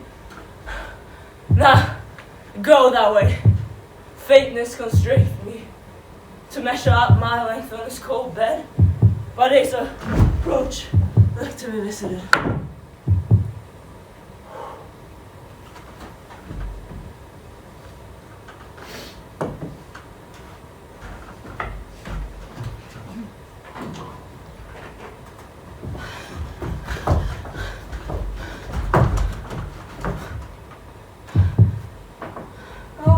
Night, O long and tedious night, abate thy hour. To Athens I be back by daylight, away from those that my poor company detest, and sleep that sometimes shuts up sorrow's eyes, steal me a while from my own company.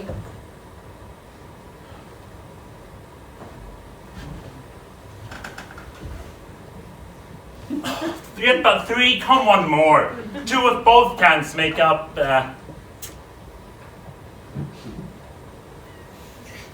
four! Here comes one, cursed and sad. Cupid is a knavish lad, thus to make poor females mad. Ever so weary, ever so in woe, battle went to and torn with briars. I can no further crawl, no further go. My legs can keep no pace with my desires. Here shall I rest me till the break of day. Heaven shield Lysander, if they mean a fray.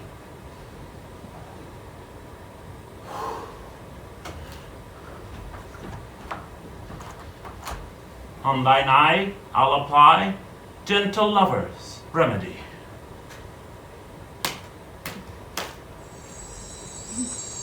When thou wakest, thou takest true delight in the sight of thy former lady's eye, and the country proverb known that every man shall have his own, in your waking shall be known. Jack shall have Jill, naught shall go ill, the man shall have his mare again, and all will be well.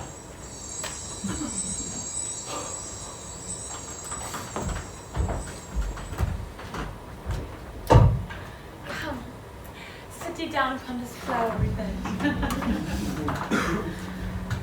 While I, thy amiable cheeks do hide, and stick musk roses in thy sleek, smooth head, and kiss thy fair, large ears with gentle joy. Where's Peace Blossom? Ready? Scratch my head, Peace Blossom. Where's Monsieur Cobweb? Ready? Monsieur Cobweb, good monsieur, get your weapon in your hand and kill me a red-hipped humblebee on the top of a thistle. And good monsieur, bring me the honey bag. Do not fret yourself too much in the action, monsieur. And good monsieur, have a care with the honey bag, break not. I'd be loath to have you overflown with a honey bag, monsieur. Where is Monsieur Mustard Seed? Give me a knee, Monsieur Mustard Seed. Oh, pray you. Leave your courtesy, good monsieur. What's your will? Nothing good, monsieur, but to help Cavalry Peace Blossom to scratch. I must to the barber's, monsieur, for methinks I've gotten marvellously hairy about the face, and I'm such a tender ass. If my hair do but tickle me, I must scratch. Wilt thou hear some music, as we love? I have a reasonably good ear in music. Let's have the tongues in the bones. Or, say, sweet love, what do you desire to eat? Truly a pick of provender. I could munch your good dry oats. Methinks I've got a great desire for a bottle of hay. Good hay, sweet hay, hath no fellow. I have a venturous fairy that shall seek the squirrel's haunts and fetch thee new nuts. Oh, I'd rather have a handful or two of dried peas.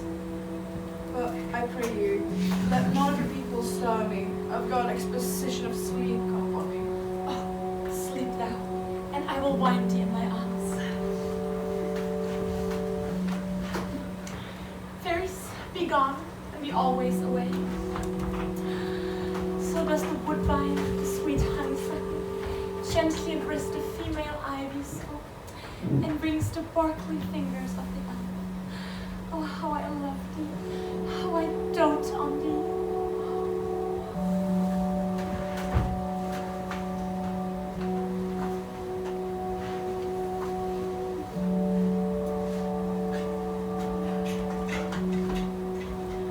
Welcome, good Robin. Seest thou this sweet sight? Her dotage now I do begin to pity. For seeing her of late behind the wood, seeking favors from this hateful fool, I did upbraid her and fall out with her. But then she had thrown his hairy temples with a coronet of fresh and fragrant flowers, whose dewy buds was wont to swell like round and orient pearls, which now stood in the floweret's eyes, much like the tears that did their own disdain bewail. So, when I had at my pleasure taunted her, and she no mild terms had begged my patience, I did ask of her changeling child, which straight she gave me, and sent her fairy off to bear him to my bower and fairy. So now, when I have the boy, I will undo this hateful imperfection of her eyes, and my gentle Puck, take this transformed scalp of this Athenian swain, so that he might awake when the others do, and they be all back again to Athens repair, and think no more of this night's accidents as the fierce vexation of a dream. But first, I shall free my fairy queen.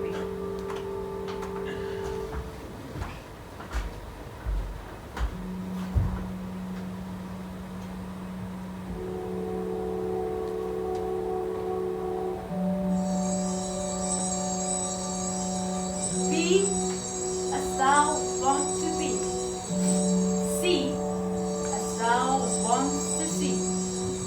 Dian's bud over Cupid's power has such force and blessed power. When thou wakest, be free, Titania, my sweet queen.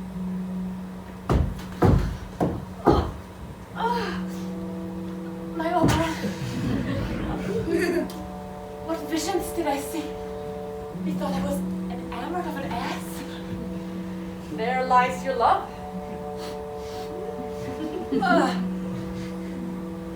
How came these things to pass? Oh, my eyes do nose his visage now.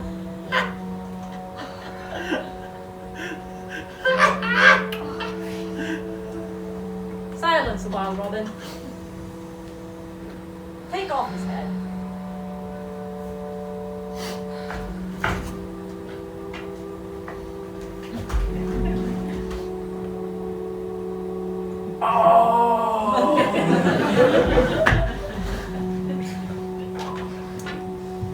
And Titania, musical, and strike more death than common sleep into these 5 descents. Music, ho!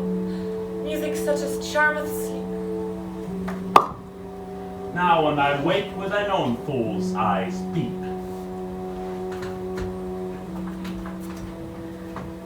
Titania, music sound, and rock the ground whereon these sleepers be. Now, you and I are new in amity, and shall tomorrow by midnight dance into Ecclesia's hall triumphantly, where all these lovers will be, wedded with Theseus, all in jollity. My fairy king, hark! I do hear the morning lark. Then, my queen, in silence sad, drink we after the night's shade. We quickly the earth can encompass soon, swifter than the wandering moon. Come, my lord, and in our flight, tell me how it came that night, that I, sleeping here, was found with these mortals on the ground.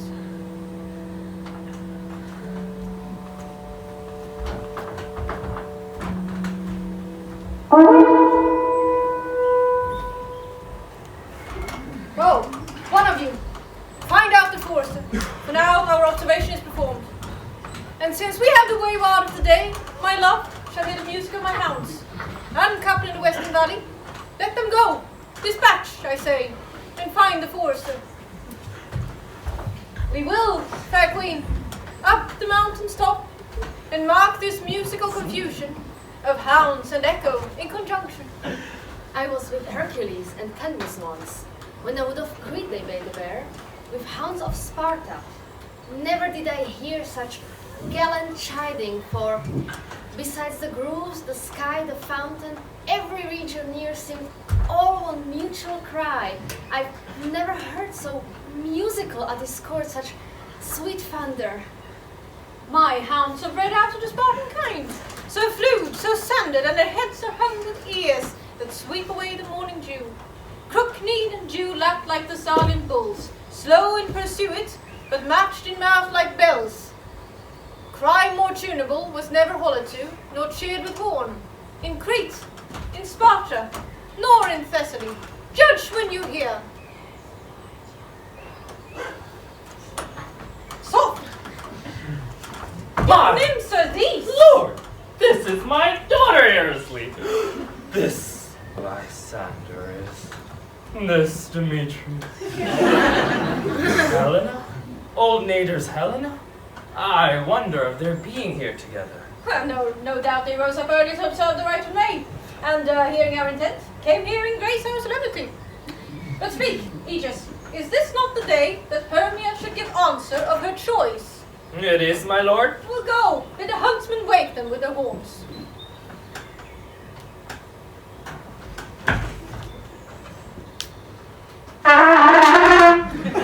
Good morrow, friends! St. Valentine is past. Begin these wood birds but to couple now. Pardon me, my lord. I pray you all stand up. Look, I know you two are rival enemies. How come this gentle concord in the world, that hatred is so far from jealousy, that sleep by hate, and fear no enmity? My lord, I shall reply amazedly. Half waking, half asleep, but as yet, I swear, I cannot truly say how I came here. But now I think, for truly I would speak, and now I do bethink me, so it is. I came hither with Hermia. Our intent was to be gone from Athens, where we might, without the peril of the Athenian law. Enough! Enough, my lord, you have enough. I beg the law upon his head. They would have taken away Demetrius. They would have, thereby to have defeated you and me. You of your wife, and me of my consent. My consent that she should be your wife.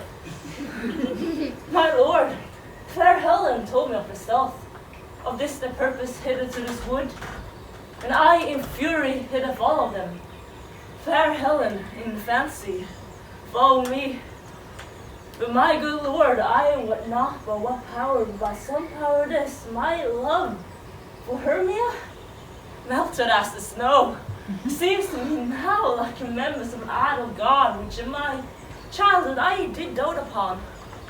But all the faith and the virtue of my heart, and the object and the pleasure of mine eye, it's only Helena. To her, my lord, was I betrothed her when I saw Hermia. Like a sickness did I love this food, but in health come to my natural taste.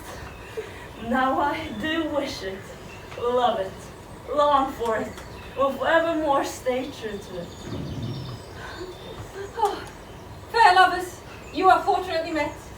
After this discourse we more would hear anon. Aegis, I will obey your will. What? For in the temple by and by with us, these couples shall eternally be knit. And for the morning now, something else is worn. Our purpose hunting shall be set aside. Away with us to Athens, 3 and 3. We'll hold a feast in great solemnity. Come.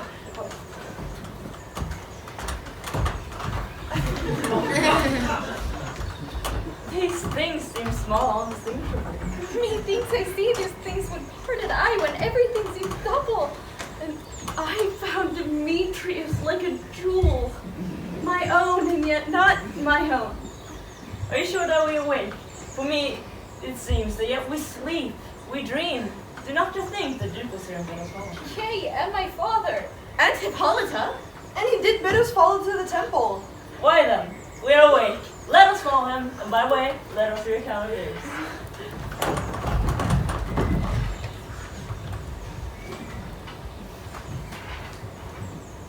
When my cue comes, call me, and I shall answer. My next is most fair Pyramus. Ayo! Piliquens? Flute the Bellsmender? Snell the Tinker? Starveling! Gods, when I've stolen hens and left me asleep. I've had the most ravition. I've had a dream.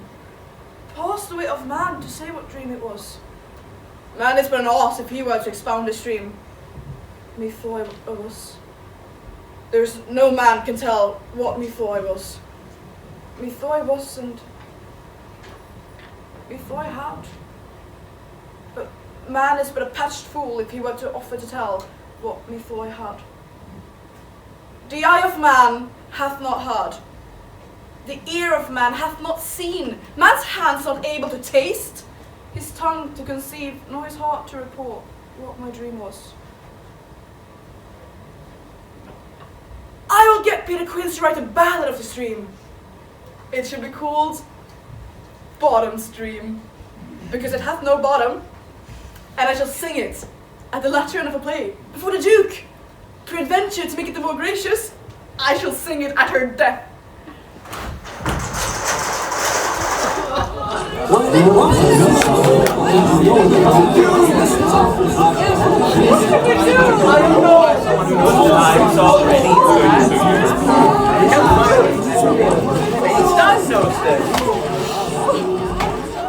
Have you sent to Bottom's house? Is he come home yet? Oh, we cannot be heard of out of doughties transported.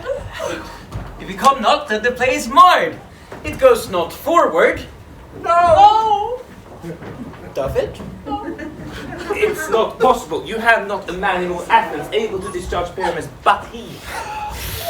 No, he have simply the best wit of any handicraft man in Athens. Yea, and the best person too, and he's a very paramour for a sweet boy. You must say paragon. A paramour is God blessed and a thing of naught. Masters, the Duke is coming from the temple with 3 more lords and ladies married. If our sport had gone through, we'd all been made men. Oh, sweet bully Bottom.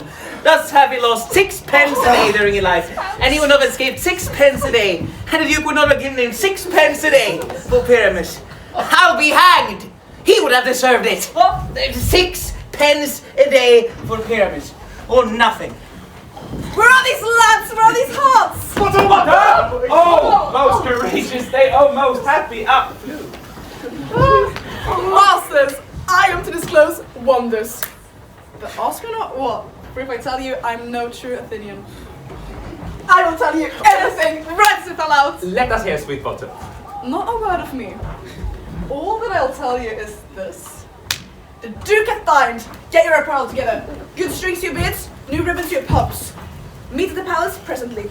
Every man look over his line, for the short and the long is our play is performed! No! In any case, let this be having clean linen, and let not him that plays the lion pass nails, for they are to hang out of the lion's claws. And most dear actors, eat no onion nor garlic, for we are to utter sweet breath. And I do not doubt but to hear them say, it's a sweet comedy. No more words! Away! Go away! It's not a comedy.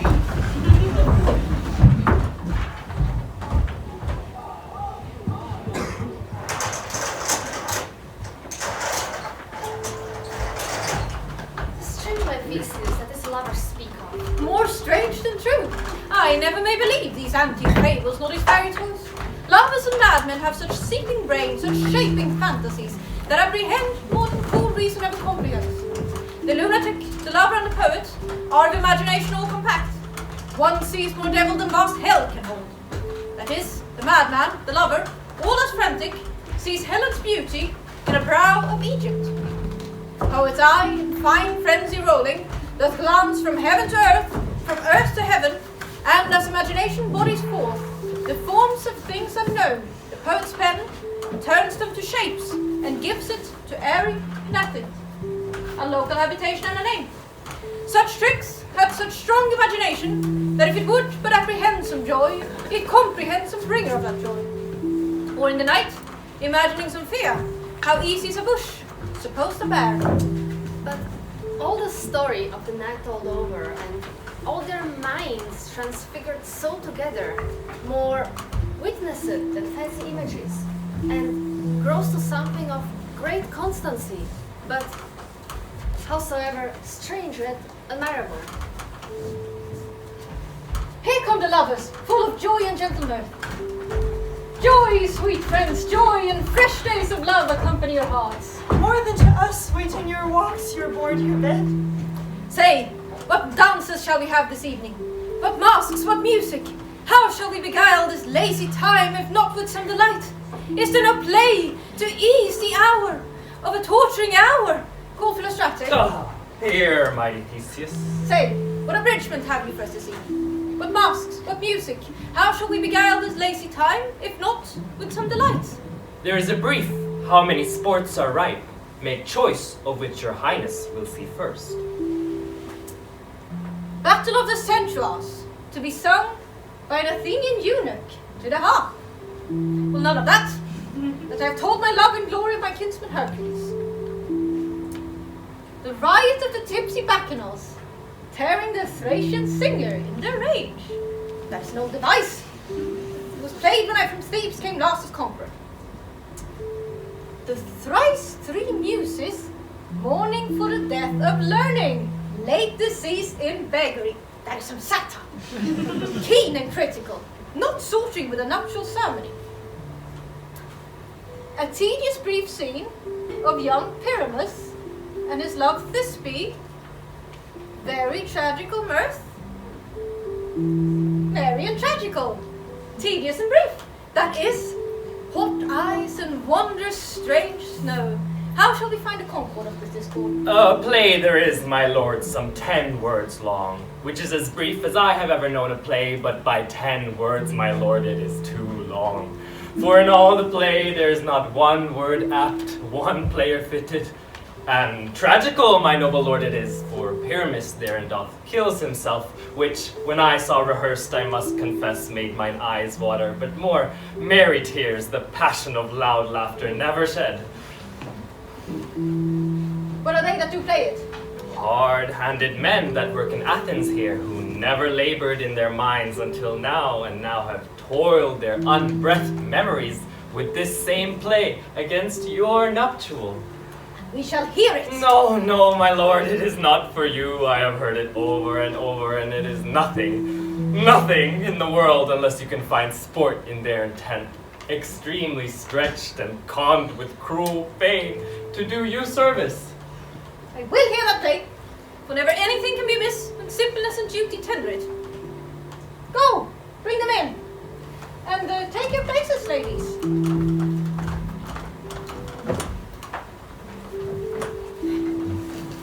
I love not to see wretchedness or a charge, and duty in his service perishing. Why, gentle sweet, you shall see no such thing.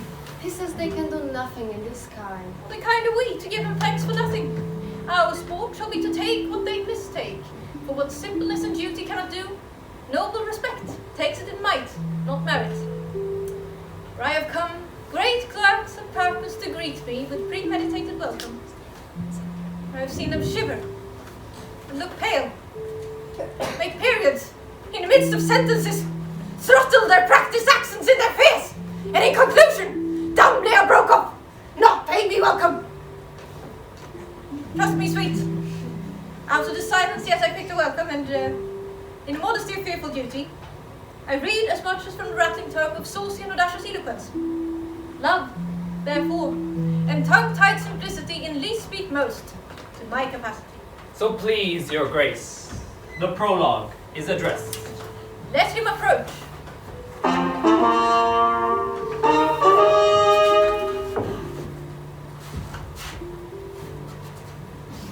Whoa!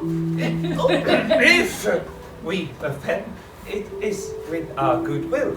that you should think we come not to them, but with goodwill, to show our simple skill. That is the true beginning of our end. Consider then we come but in despite. We do not come as minding to contest you. Our true intent is all for your delight. We are not here.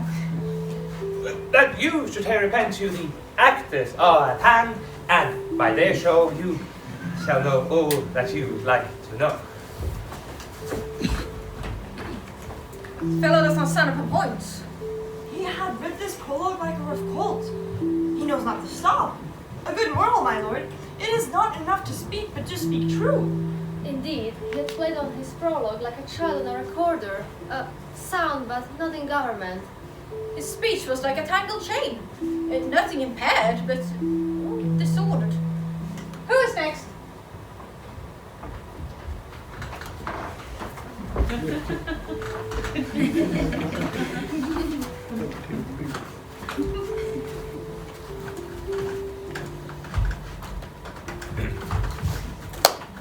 Gentles, perchance you wonder at this show, but wonder on till truth make all things plain.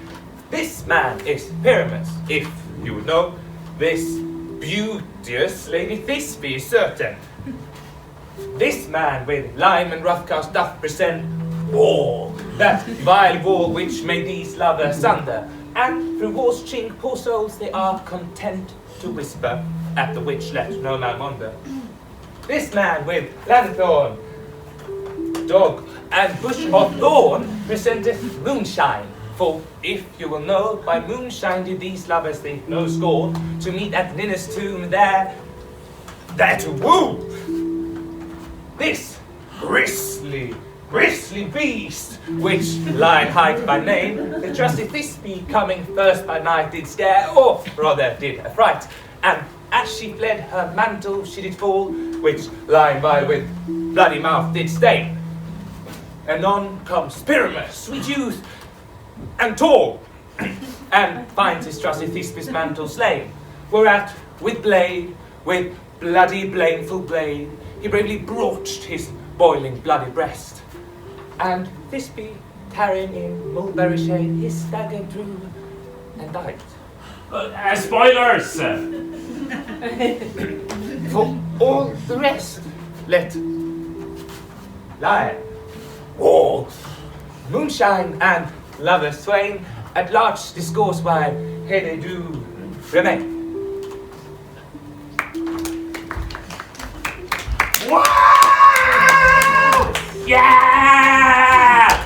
I love these guys. I wonder if the lion be to speak. No wonder, my lord. One lion there with many asses. And in this interlude, it doth befall that I, one snout by name, present a wall. And such a wall, I'd have you think, that had in it a granite nook or chink, through which the lovers, Pyramus and Thisbe, would often whisper very secretly, this loam, this rough cast, and this stone that showed that I am the same wall. The truth is so. And this the cranny is right and sinister. Great hall. Thank you. To which the fearful lovers are to whisper. Would you desire lime and hair to speak better? That is the wittiest quotation I've ever heard discourse, my lord. Pyramus Torstead, silence! O grim-looked night, O night with hue so black, O night which ever art when day is not, O night, alack, alack, alack, I fear my Thisbe's promise is forgot. And thou, O wall, O sweet, O lovely wall, who stands between her father's ground and mine, thou, O wall, O sweet, O lovely wall, show me thy shink to blink through with mine eye. Thanks, Cassius. You shield thee well for this. But what see I? No Thisbe do I see, O wicked wall! Through whom I see no bliss, cast be thy stones for thus deceiving me. Ooh, The wall, methinks, being sensible, should curse again. No, in truth, sir, he should not. Deceiving me is Thisbe's cue. She's to enter now, and I'm to spy her through the wall. You'll see, full as I told you, when she comes.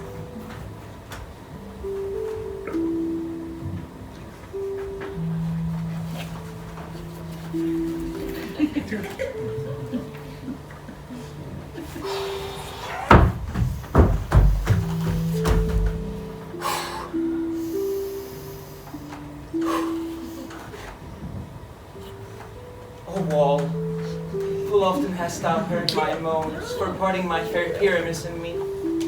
My lips have often kissed thy stones. Thy stones with lime and henny up in thee. I see a voice. What does it look like? It's pretty hot. Now will I to the shank to spy, and I can hear my Thisbe's face. Thisbe! My love thou art, my love I think. Think what thou wilt, I am your lover's grace, and like Lymander am I trusty still. And I like Helen, till the fates me kill. Never Cephalus to Pericrus was so true.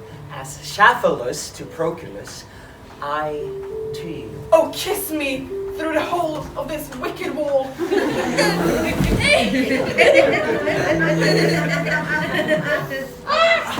Kiss the wall's hole, not thy lips at all. Wilt thou at Ninny's tomb meet me straight away? Tide life, tide death, I come without delay. Leave the wall alone, please.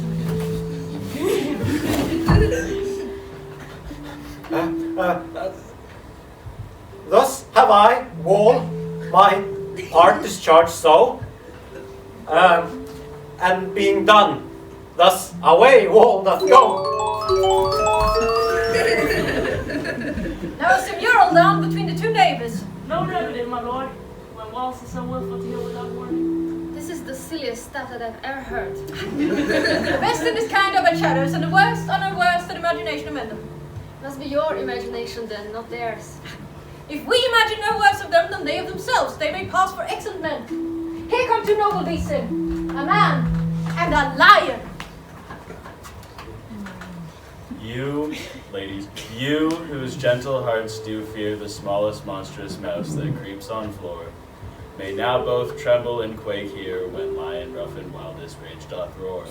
Then let it be known that I, once snug the joiner, am a lion fell, nor else no lion's dam.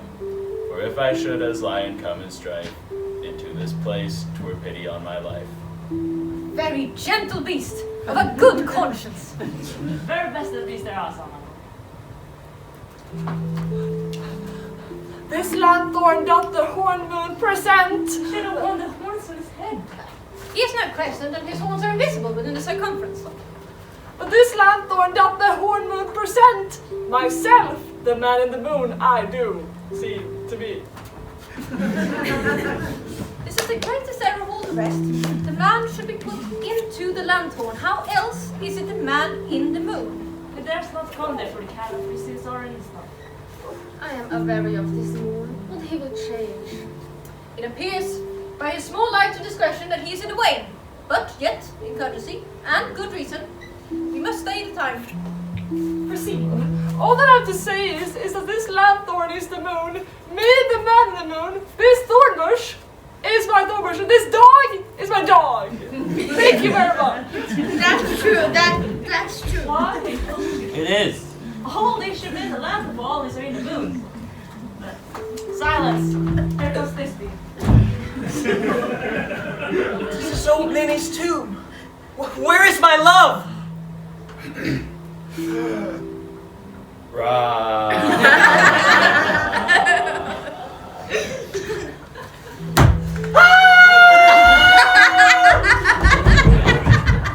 Well roared, lion. Well run, Thisbe! Well shown. The moon shines with a good grace. Well moused, lion! Like King Grimace. Sweet moon, I thank thee for thy sunny beams. I thank thee, moon, for shining now so bright. For in thy gracious gold and glittering gleams, I trust to take off fairest Thisbe's sight. Stay! Oh spite! Oh mock, poor knight! What dreadful dole is here? Ice? Do you see? How can it be? Oh dainty duck, oh dear! Thy mantle good, what stained with blood? Approach, ye furies fell! Oh fates, come, cut, thread, and thrum, crush, quail, condole, and quell. This passion and the death of a dear friend could go near to make a man look sad. Oh wherefore nature didst thou lion's frame, for lion vile here hath deflowered my dear, which is, no, which was the fairest dame that lived, that loved, that looked with cheer. Come tears, confound, out sword and wound the pap of Pyramus, that left pap where heart doth hope. No, don't do it, just backstage, no! Now I am dead, now I am fled, my soul is in the sky, tongue lose thy light, moon take thy flight.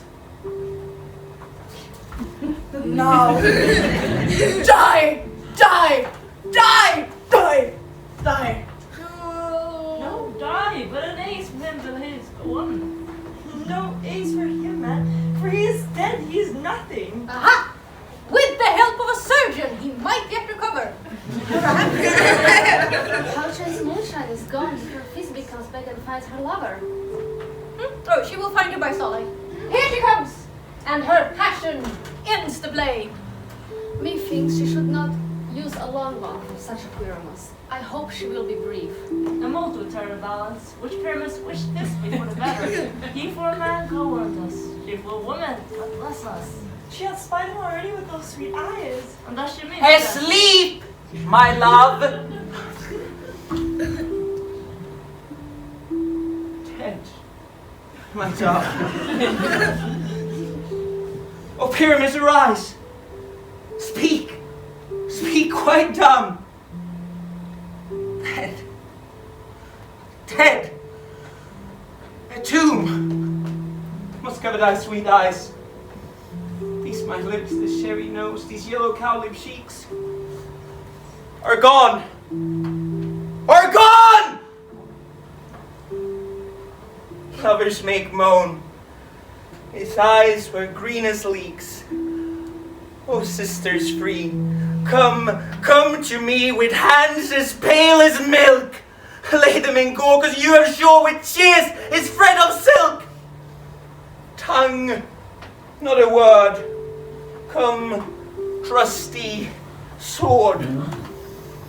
Come, blade, my breast imbrue. And farewell, friends. Thus this be ends. Adieu. Adieu.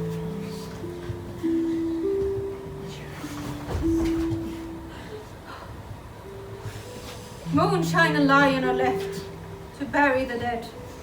I want to. No, assure you, the wall is down the path of their fathers. Now, will it please you to see the epilogue, or to see a Bergamosk dance between the two of our company? No epilogue, I pray you, no. For your play needs no excuse. Never excuse, for when the play is all dead, there needs none to be blamed. Marry, if he that had written it had played Pyramus and hanged himself in Thisbe's garden, it would have been a fine tragedy. And so it is, truly, and very notably discharged. But come, Bergamosk, leave your epilogue alone.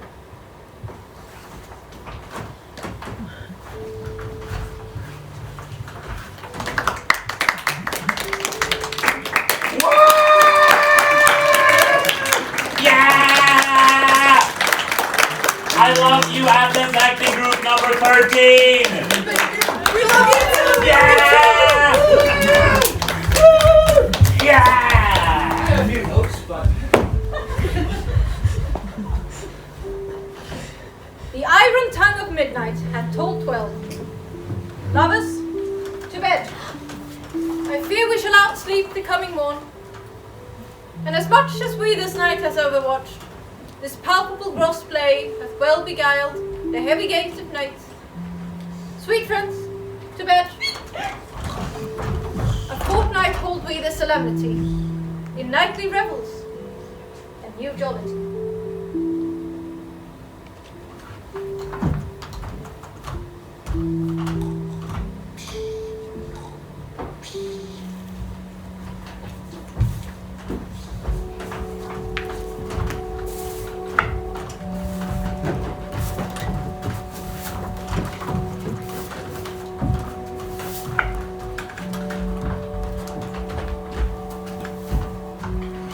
Now the hungry lion roars, and the wolf beholds the moon.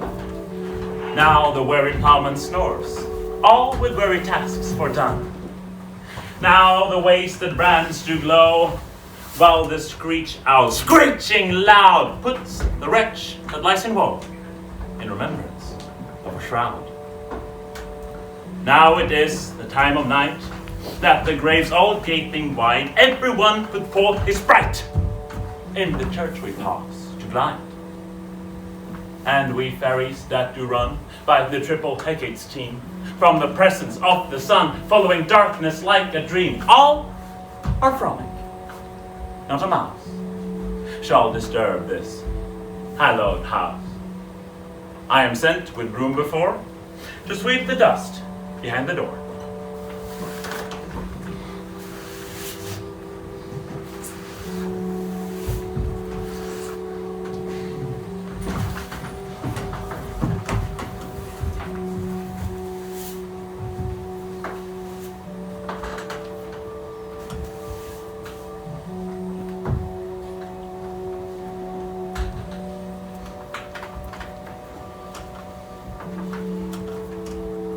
House, give gathering lights by the dead and drowsy fire.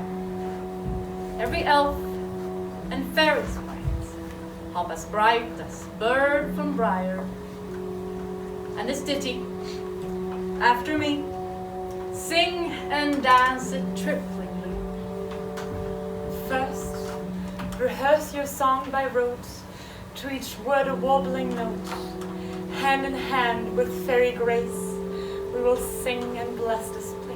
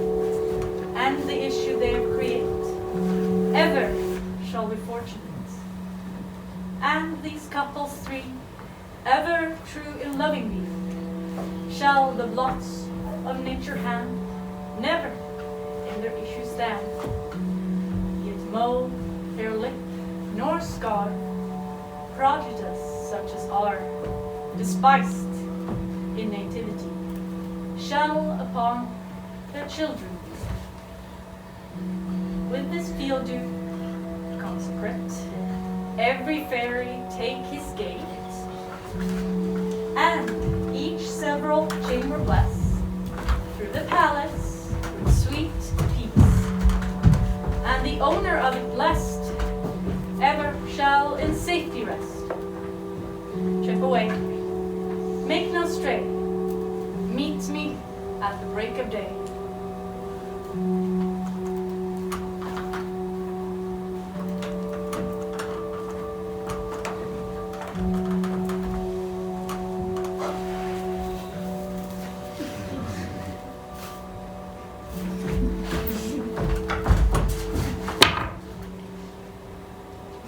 If we shadows have offended, think but this, and all is mended, that you have but slumbered here while these visions did appear, and this weak and idle theme no more yielding, but a dream. Gentles, do not reprehend. If you pardon, we will mend. And, as I am an honest buck, if we have unearned luck now to scape the serpent's tongue, we shall make amends ere long. Else the puck a liar call. So good night unto you all. Give me your hands if we be friends, and Robin shall restore amends.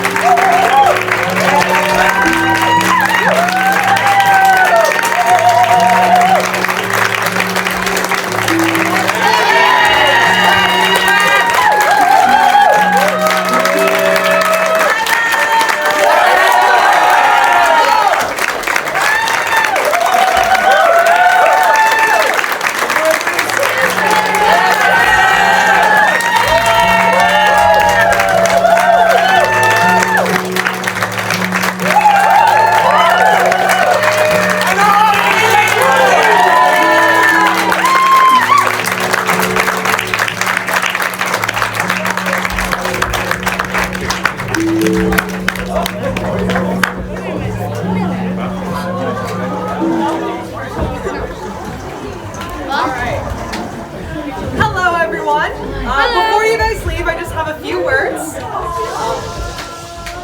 These guys, am I right? My name is Annika, and I've been the producer of this production, and I just want to say thank you for coming to see our show and for all your applause and appreciation.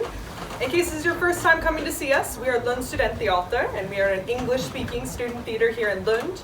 We're one of the committees of AF-borgen, of Akademiska Föreningen. And outside of our main productions, we also have an improv group, we do weekly workshops, and we put on an immersive theater experience called pub theater as well. But we also want to just say thank you to Folkuniversitet. They help us out with rehearsal space and with funding. And most of all, we just want to say thank you to you, the audience, for coming to see us. I hope to see you again soon. Bye!